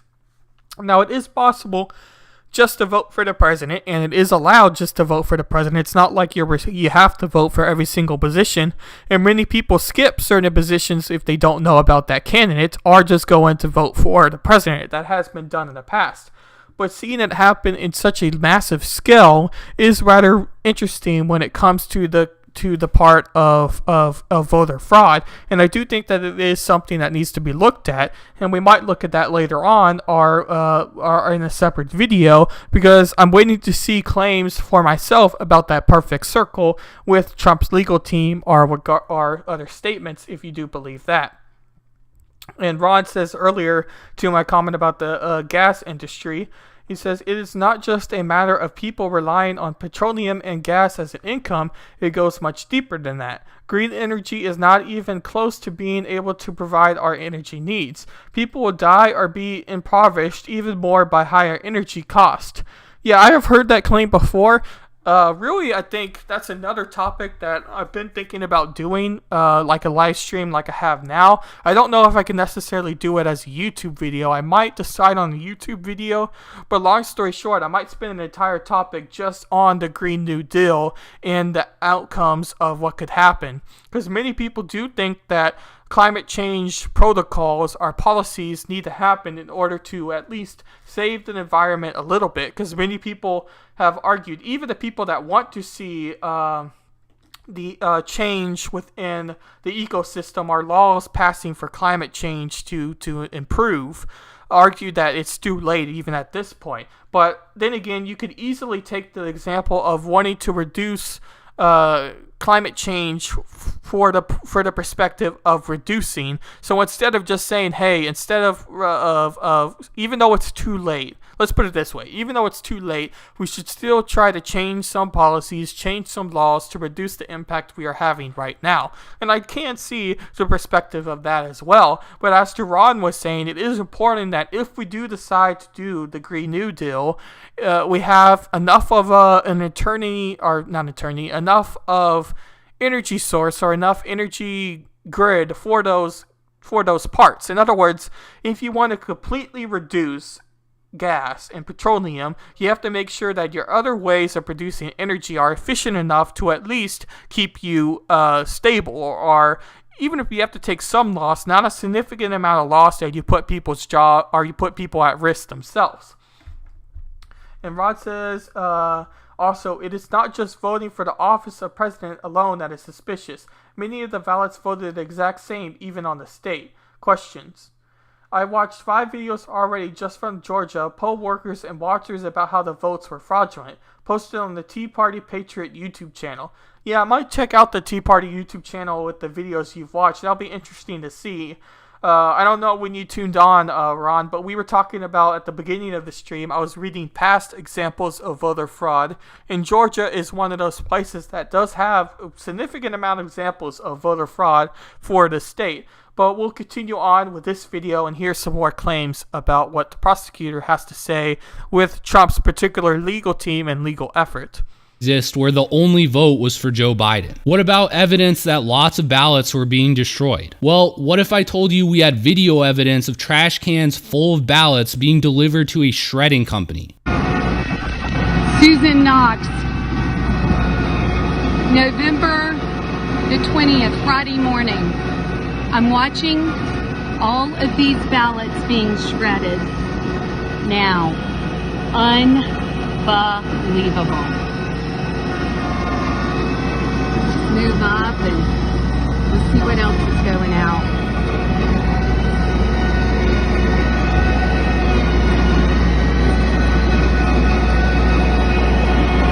Yep, here we go. What are they shredding? Massive amounts of ballots right there going out. How do I know there's ballots in there? Well, the woman who recorded this video walked up to them and took a photo. Notice how they drew a shredder on this box. Is it possible Georgia hired a company that employs illegal immigrants? Was this what the Tea Party was talking about, Ron? Because this is a Pacific Georgia example where they were brought to the shredder. But by the way, if you want to destroy people's votes and make sure that they're never able to be read, the shredder's a pretty good idea. I don't know why you want to just burn them instead and put them in a mass pile, but maybe the ashes would lead to an actual piece together like the CIA, where they're able to, kind of sew it together, and a shredder kind of completely destroys that idea. Even though a shredder might be able to piece it together like a puzzle. I don't know. But the shredder is a very easy way to make sure that people's votes don't actually get counted because they're well shredded. And it's hard to tell that they're even an absentee ballot after the shredder, especially if it's a mass shredder and not just your office shredder. So we'll continue on to destroy these ballots. It would make a lot of sense. Illegal immigrants are going to be reluctant to come forward as whistleblowers. They're also a lot less likely to appreciate the significance of what they're being asked to do. Before you just write this evidence off, consider this. This was collected by Lynn Wood, the guy who represented Richard Jewell, the lawyer who helped free Kyle Rittenhouse. We also have evidence that poll monitors were not allowed to observe the votes. There were several vote centers that actively tried to hide what they were doing. Now, if you believe this is a compelling case of fraud, then Trump wins. He gets a victory without having to prove anything regarding the Dominion voting machines. So let's talk about Dominion. Before it moves on to Dominion, I'll read what Ron says here, because he says the election is still contested. Which state is what? Reread. The election is still contested. Which state is that where they are shredding ballots? That is illegal. That is Georgia. And Ron says, I haven't seen the video on shredding ballots yet. There were problems with observing the counts, and poll workers said that there were problems with the machines, and ballots were suspicious. And then Ron says, like I said, one pointed out how over 1,000 ballots in one batch had all voted the same. Yeah, that's the biggest claim that I've seen for voting fraud, and I've heard it from multiple sites and multiple ideas, and Trump's legal team in their press conference has also talked about it. But I'm just waiting to see this actual go through the political, or not political, but the law perspective, our judicial perspective. In other words, I want to see these claims be completely proven and not just talked about and not just written in affidavits and whatnot. But if they are true, that completely overturns the state of Georgia 100%. 100% in Michigan and several other types of states where they were physically covering the idea of the idea, and you don't even have to prove the Dominion software, as the prosecutor was just saying. And we're going to talk about the Trump's legal team, where they got rid of, is it Susan Powell? I'm trying to remember her name. I feel like it's not Susan Powell, but the lady lawyer for the team, where she was talking about the Dominion software itself, and she's now completely separate from Trump's legal team, but is still pursuing the Dominion software because they have several really bizarre type of claims, including one claim where they advertise that you can change votes within their system as one of the perks to having the Dominion software. And Ron says, and that was just from one voting precinct. I can imagine that was widespread. And then he says, hashtag Battle of Athens, Tennessee, and then Sidney Powell. Yeah, Sidney Powell, that's it. Yeah, I knew it wasn't, I forget who I said before, because I even searched her name earlier this morning, and I'm like, yeah, no, that's not the person I'm looking for. To latch on to this because it's a very simple explanation. It's a lot easier to understand the concept that the voting machine stole the votes than to understand the voter integrity project. That isn't helped by the fact that there are extremely shady circumstances surrounding these voting machines. Many on the left have voiced suspicions that Dominion voting machines could be used to steal elections. Elizabeth Warren expressed this view. Amy Klobuchar also said as much. John Oliver himself spent about 20 minutes talking about this on his show. What's shocking and unbelievable to a lot of people concerns the voting software. Smartmatic, the company who designed the software used in many of these machines, is a Venezuelan company. It was designed specifically for the purpose of rigging elections and shifting voting around. The manual for the Dominion voting machine specifically advertises the ability to do this. Both Dominion and Smartmatic have ties to numerous partisan Democrat entities. That includes Joe Biden's transition team. Globalist boogeyman George Soros is also connected. Also, weirdly, Antifa. I think it would be fair to say that. So I have also heard claims of this Dominion software being talked about by Elizabeth Warren and Amy Klobuchar and one other person he mentioned. Oh yeah, John Oliver on his show. So it's weird to think that even the left was potentially thinking that Republicans or conservatives or whatnot could go into the software and change their vote. But I just don't necessarily see. Well, even if that's true, it's interesting that even they were thinking that that's a possibility. So the fact that they even thought that was a possibility and that the potential to change votes within a voting software company and that software company not even being based in the United States is just very weird to think that you would want to trust a software that's out of the United States for your physical election.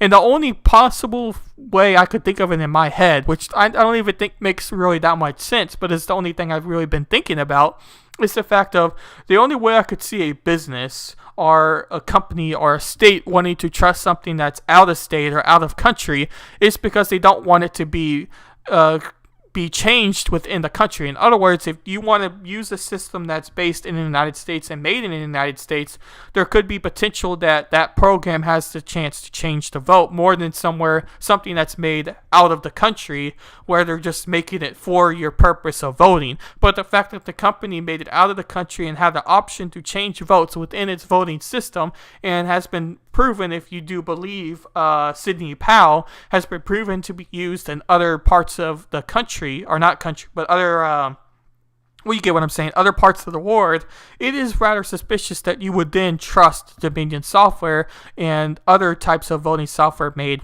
out of the country. Dominion and Smartmatic haven't exactly inspired confidence in their reaction to this backlash. They've closed down offices. We've seen current and former employees wipe references to their employment with these companies, as well as delete their entire social media profiles. Reps from the companies have no-showed official proceedings. They've also lawyered up big time. While all of this is highly suspicious, it doesn't prove any fraud occurred. Do we have any actual evidence that the machines were used to commit fraud? Well, sort of. On election night, the New York Times published real-time voting data from Edison. That data is publicly available and voluminous. A Twitter user named Sean, aka RedPillX2, wrote a script that tracked votes in this data. His data showed that a significant amount of votes were shifted around in the swing states. The machines would flip Trump's votes to Joe Jorgensen. The votes would later flip from Joe Jorgensen to Joe Biden. This happened. By the way, this is a really interesting claim. I'd never heard this claim before, so I'm going to backtrack it so that I can hear it again and refresh my mind on it as well. But I just wanted to quickly get to Ron Hilton's comments before we get into this section, because it's a really interesting idea that, again, I haven't really heard before yet. And Ron says, but I'm sorry, but no way in hell is Joe Pedo Biden got that many votes. And both candidates got the most amount of votes in election history. Trump and Biden both. It just turns out, if you believe the results, that Joe Biden has received more votes. Next one. Oklahoma had zero problems with our election. We had a good system and we're done on the night of the election. And that's the same with Florida. That's one of the weird, interesting things. Because Florida, especially in the past election in 2016, and really the elections before, had problems with voter fraud and and earlier in this episode of the stream, we read many examples in Florida, and Florida had continuous sections of people who are getting caught with fraud. You just kept scrolling and scrolling and scrolling through that website. So even Florida was able to figure out their software and their idea for casting the votes. And one of the real suspicious things that hasn't been completely claimed yet, but hasn't really gone to court yet either, is the fact of why these states paused their voting for so long and then started in the time of day that people were asleep at 4 a.m., 3 a.m., and even 2 a.m. and whatnot. That's all the people are asleep by then. Ron Helton says, the number of people buying firearms the first time, more than the past times. Even Democrats were buying guns to defend themselves. As we are to believe, over 75 million people voted to have their rights coulted by the gun-grabbing Joe Biden. If that's true, then these people are critically insane. I am not a Trump supporter, but even I voted for Trump. I will not vote for gun grabbers or people who weaken our liberties. I did not agree with Trump's EO on bump stocks, and I think even he knows that he made a mistake. Yeah, I think he knows he made a mistake too, especially since that bump stock was done so rapidly. If I remember right, he didn't even really pass it through Congress or anything. It was more of an executive order, and I may be wrong on that, but even if I am wrong, the fact that he still did a bump stock ban is something that was rather interesting, especially for the people who are pro-Second Amendment, as Trump kind of advertised himself to be. So there is an interesting claim on that as well. But as kind of Ron was saying here, I don't think many people know Joe Biden's policies, to be completely honest with you. You had to really look through his websites to know about it. There are several YouTube channels that have made pretty long videos looking at Joe Biden's gun policy. And really, it's a very scary policy if you're someone that is pro-Second Amendment or pro-guns, or even have a gun, really, even if you're not somebody that's super thrilled about owning a gun or anything like that. So that's an interesting idea too. But yeah, I don't think many people really know Joe Biden's policies and more voted for Joe Biden just because they hated Trump or just because they didn't want to see 4 more years of the news covering Trump. But then again, the fact of did he get that many votes just because of hatred of Trump, that is something that I see many people struggling with the data of. Wisconsin, Georgia, Michigan.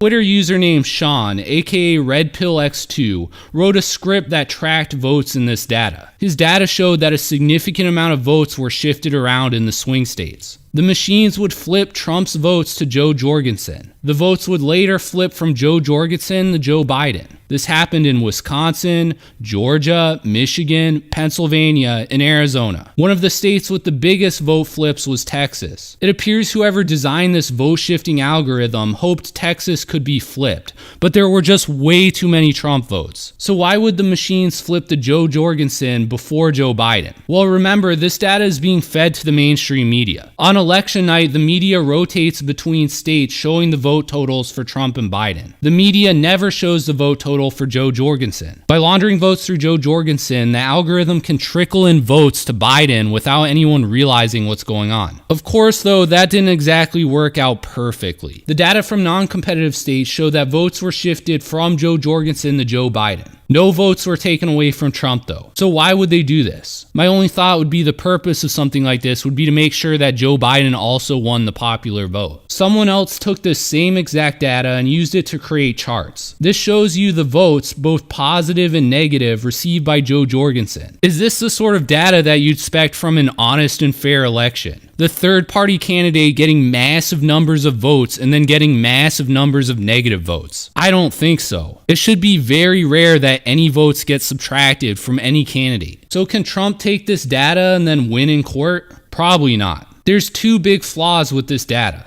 First of all, the New York Times only had this data feed going on election night. When all of the swing states stopped counting the votes, the election feed went offline. The second problem is that all of this data comes to us from the New York Times. It doesn't come directly from Dominion or Smartmatic. So if the Times election feed had something wrong with it, that could have caused the distortion in the data. If Trump wants to win the voting machine argument, he needs to get the election data directly from the voting machine servers. Here's the problem though. Dominion and Smartmatic are foreign companies. They're outside the jurisdiction of US courts. Without the election data, it's impossible to prove whether any cheating occurred or not. That's why I believe Sidney Powell was separated from Trump's election team. That would allow Trump's legal team to focus on the more winnable theory. That is, that there was systemic fraud in how the absentee ballots were processed. The final thing I wanted to discuss is the information war. On November 21st, 2020, a car clipped into a group of Trump supporters in Wisconsin. They were there protesting election fraud. In my view, this is a sensational news story. Yet the media hasn't covered it at all. It may as well have never happened. But here's the video of it being played right now. That's how deep we're in the information war. Even sensational news stories are being suppressed. It's no different from how the Chinese media covered Tiananmen Square. Now, people have criticized me in the past saying I'm inconsistent.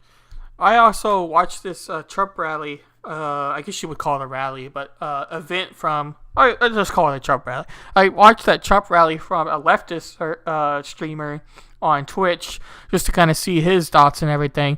And there was a few people that kind of came up to him and got a little aggressive, but nobody was really super violent against this guy who was pretty leftist in what he was saying on the stream and whatnot. But I thought it was interesting to get that perspective of the event that was actually happening as well. But it was kind of funny that he was there. I don't know if he really saw the car, but there was potential it could have picked up. But his cameras weren't really the best, so I don't think he really got any coverage of that car. But there were several people kind of talking about that around him and to him at some points. But it was interesting to see that whole stream and why the stream was even, or not the stream, but that whole rally was even there to exist with. Ron says here, the ballots accepted after the day of the election be delayed. The election board and the PA courts can change the rules. Only the PA legislators can do that. Yeah, the whole thing about changing the rule before the election, just before the election, is super suspicious. And Pennsylvania also has a major history of election fraud, like Rudy Giuliani was saying really at the start of his press conference he did on Thursday. But even if you don't really believe Trump's claims about Pennsylvania now, they do have actual claims that have been proven in court in Pennsylvania, and they are really big claims that have a historical relevance for Pennsylvania.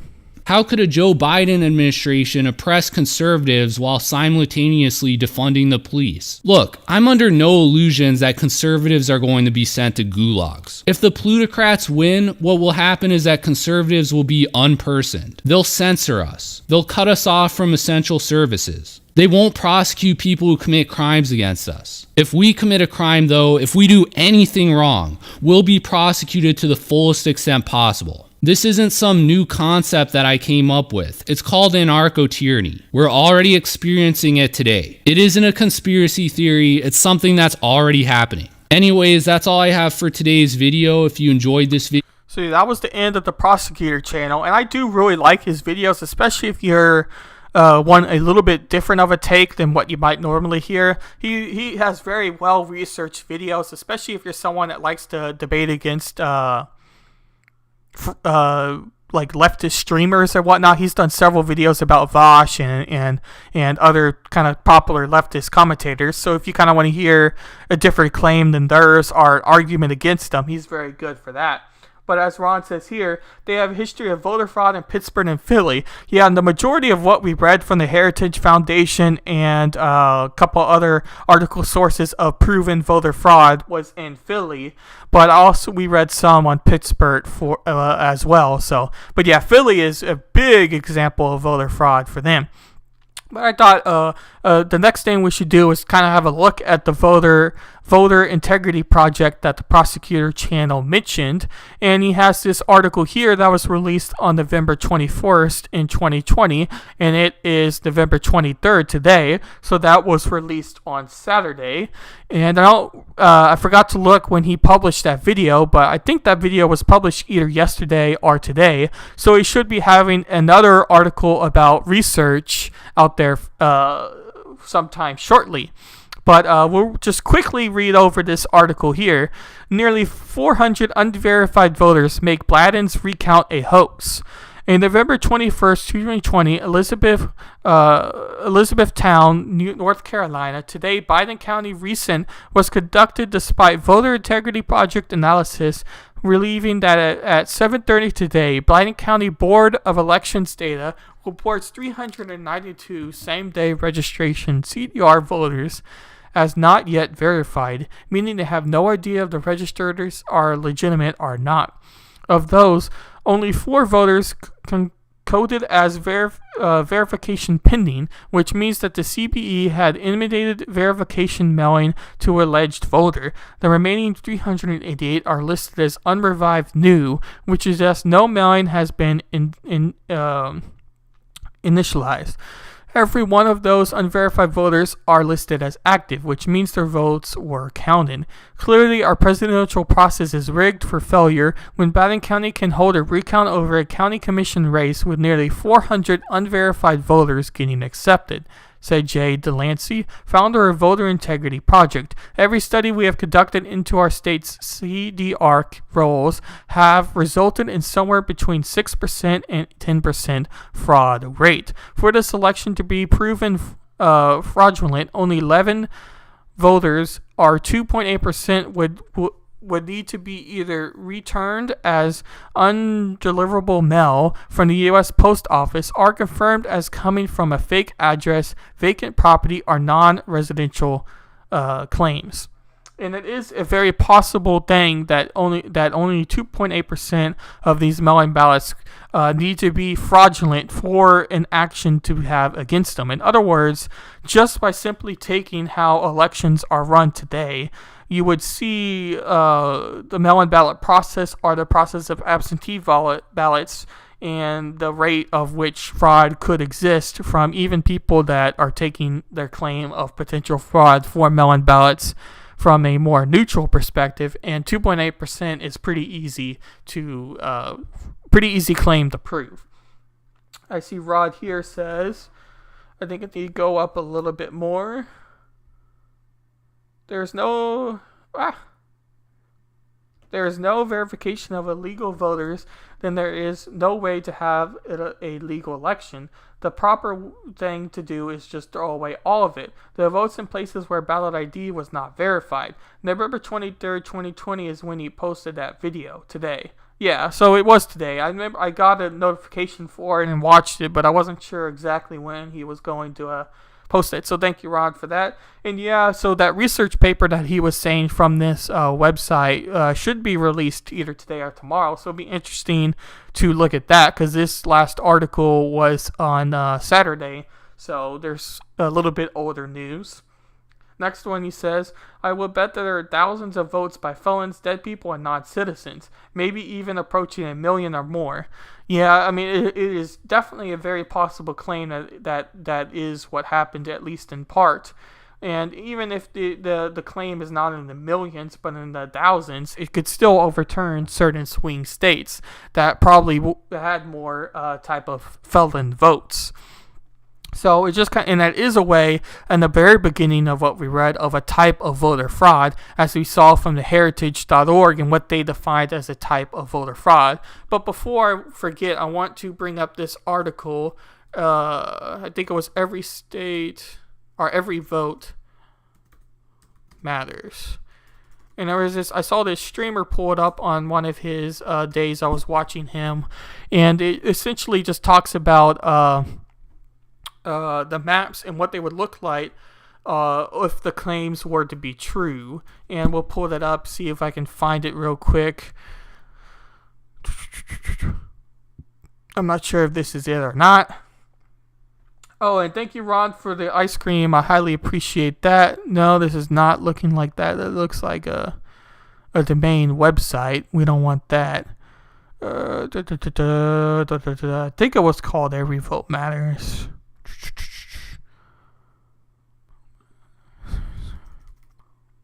So let's see if we can find this real quick.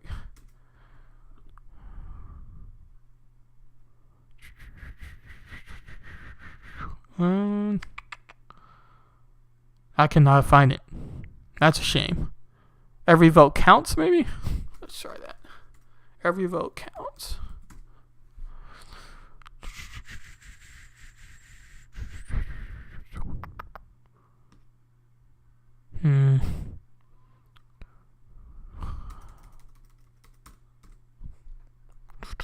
Sorry for the silence. I want to see if I can find this because there was a very good website that he pulled up there, and kind of had a map where you were able to pick which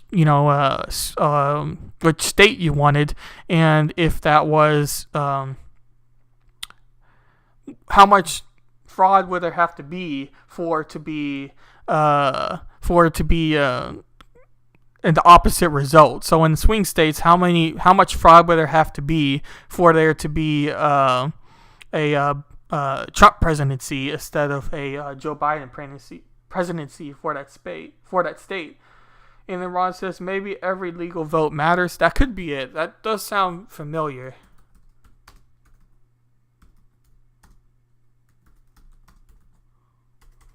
Does sound familiar. See, this is from the Heritage. It was a whole separate website, but we'll click on this real quick. Maybe the Heritage is the website that hosted this thing, but I don't think it was the Heritage because we kind of looked at them earlier in the very start of the stream. Yeah, I'm not seeing it right now. At least the website I was particularly thinking about. But I'll have to probably look at it later and when we do the stream about voter ID laws and if there are voter suppression or not. We can go into that website when I find it, or even make a YouTube video separate on it. I'm not sure. I'm not exactly sure when I'm going to do YouTube videos on what now. I just want to make ideas on what I have. So in other words, I have a lot of ideas I want to talk about through this week and next couple of weeks. And some of them might turn into YouTube and some might turn into streams. I don't know exactly what. I have to find articles, and depending on how many articles I find or how long I want to talk about the issue will depend if I make it a stream or a YouTube video. And unfortunately, I'm not going to turn off my ad block, even though I do have ad block on, but this stupid site always wants you to turn it off, so we'll have to skip those 2 articles I had pulled up earlier. I'm not sure we're going to get to this 538 article either. I'll kind of see what we think about later. But I wanted to talk about Sidney Powell and why I think she might have stepped away from Trump's legal team, or Trump's legal team kicked her off. I don't know if she necessarily got kicked out more than she decided, probably with the legal team, to step separate, because she is wanting to prove claims about the Dominion machine and potential a potential fraud from the country, from out of the country, than the claim of trying to prove it within the country. Like the prosecutor channel was saying earlier, the Trump legal team wants to put a focus on voting fraud that's happening within the United States and within these mail-in ballots in particular, more than Sidney's claim of trying to claim that the machines were the pure cause of voting fraud and why Trump could have won. But if both the Trump campaign and Sidney Powell herself could claim both instances as being true, then there's so much fraud in this election that is absolutely astonishing. And that could be a possibility, but we have yet to see the evidence to prove it yet. But again, if those claims are both true, then this whole election is just outrageously bad. But we'll see from The Guardian here, Trump's campaigns cut ties with attorney Sidney Powell after bizarre election fraud claims. Perhaps Sidney Powell has gone too far for Rudy Giuliani this time. The Trump campaign's legal team has moved to distance itself from the firebrand conservative attorney for a tremendous few days in which Powell made multiple incorrect statements about the election voting process, unspooled complex conspiracies, and vowed to blow up Georgia with a biblical lawsuit. Sidney Powell is a practicing law on her own, which is not a member of the Trump legal team. She is not a lawyer for the president in his personal capacity. Giuliani and another lawyer for Trump's, Jenny Hillis, said in a statement on Sunday. Trump herself has heralded Powell's involvement, tweeting last week that she was part of a team of wonderful lawyers and representatives spearheaded by Giuliani. There was no intimate clarification from the campaign, and Powell did not immediately return an email seeking commitment. The statement hints at chaos in a legal team that has lost case after case in its efforts to overturn the results of the November 3rd election. Law firms have withdrawn from cases, and in the latest setback, Matthew Bann, a Republican U.S. District Court judge in Pennsylvania, threw out Trump's campaign request to defranchise almost 7 million voters there. This claim, like Frankenstein's monster, has been hilariously stitched together from two district theories in an attempt to avoid controlling precincts. He wrote in a damning order issued on Saturday. On Sunday afternoon, the Trump campaign filed an appeal against Barron's ruling in Pennsylvania.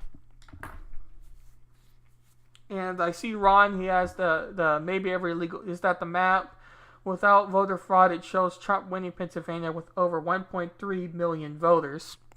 Yeah, I'll have to go to that and see if that's the one I was talking about. I am pretty sure that is the one. I know that the streamer I was referencing, Demon Discourse on Twitch, uses that map a whole bunch. So it would be interesting to see if that is the map I was talking about a little bit earlier. But since I have you here, Ron, what do you think about the whole Sidney Powell going separate from the legal team?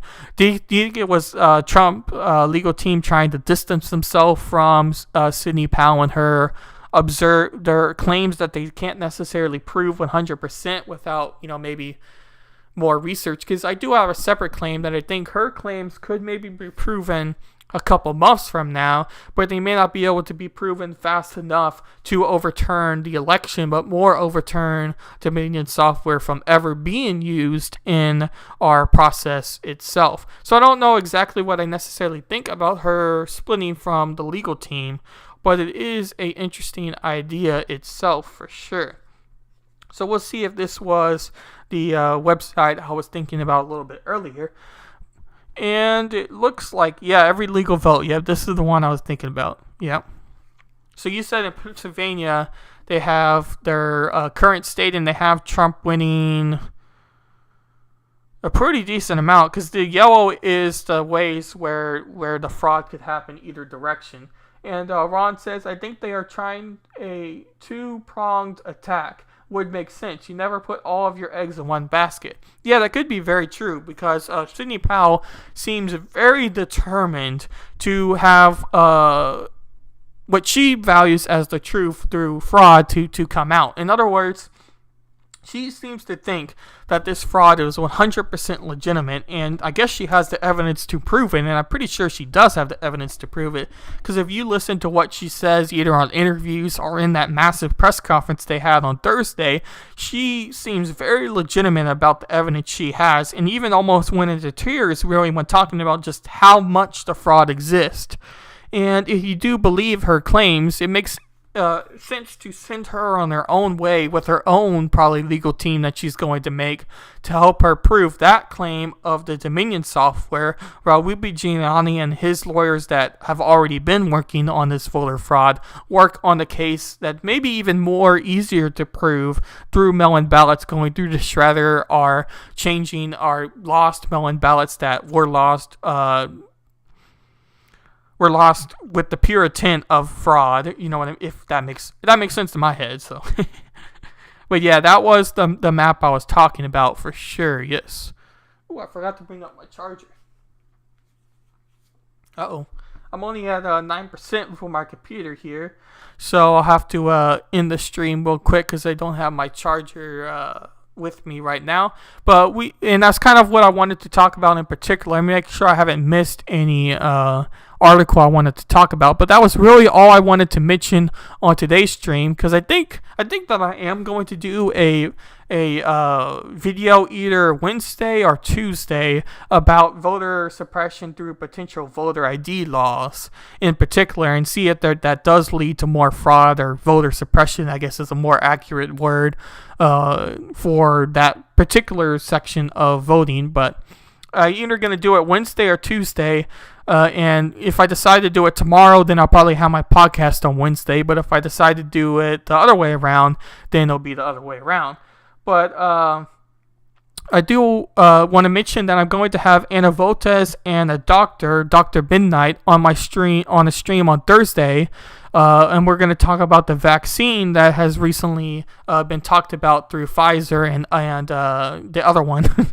I can never remember the other one's name, but we're going to be talking about the vaccine and just general news about that and what the doctor thinks of the vaccine and of COVID really in general. So I think that's going to be a really interesting stream on Thursday, and it's probably going to be a midday stream. We haven't decided quite on the time, but that Thursday stream I'm also going to have permanently with Anna Voltes, and we're going to alternate channels and just talk about either the news or some sort of other kind of philosophical topic that we think needs to be talked about. So that's going to be every Thursday, and our first episode is going to be with the doctor this Thursday talking about the vaccine. So I highly suggest you catching that if that interests you. And Ron says, thanks, Wyatt, and have a good rest. You do the same, Ron, and make sure you're keeping those chickens safe. Those chickens are very important. And he also says, no vaccine for me. And yeah, that's recent coverage of the vaccine. I've heard. I haven't looked at the article myself. I was going to do some research, so I'm prepared on Thursday for it. But I heard from a friend that 50% of Americans, as of now, are unwilling to take the vaccine. And I do think that a lot of people are very skeptical of the vaccine, especially since it's getting rushed through the entire FDA process that normally takes at least 2 to 3 years, and this one is taking right now even less than a year, but close to a year. So it is a little bit suspicious, even if the whole process is getting speed run. So it is a interesting idea, and you are definitely not the only one that is a little bit suspicious of the vaccine. But again, that is going to be on Thursday. I'm probably going to have at least something every day on my channel for this week, as I mentioned before. I want to get a lot of content out this week because I'm unsure how much I'm going to be able to do for the next 2 weeks as the semester comes to an end. So just make sure you're keeping an eye on the breakdown with WB for Twitch and DLive, or the breakdown with Birkenhoff on my YouTube channel if you like what you heard today. And thank you very much for coming on, Ron, and anyone who might be checking this stream later on. Enjoy the rest of your day and have a good one.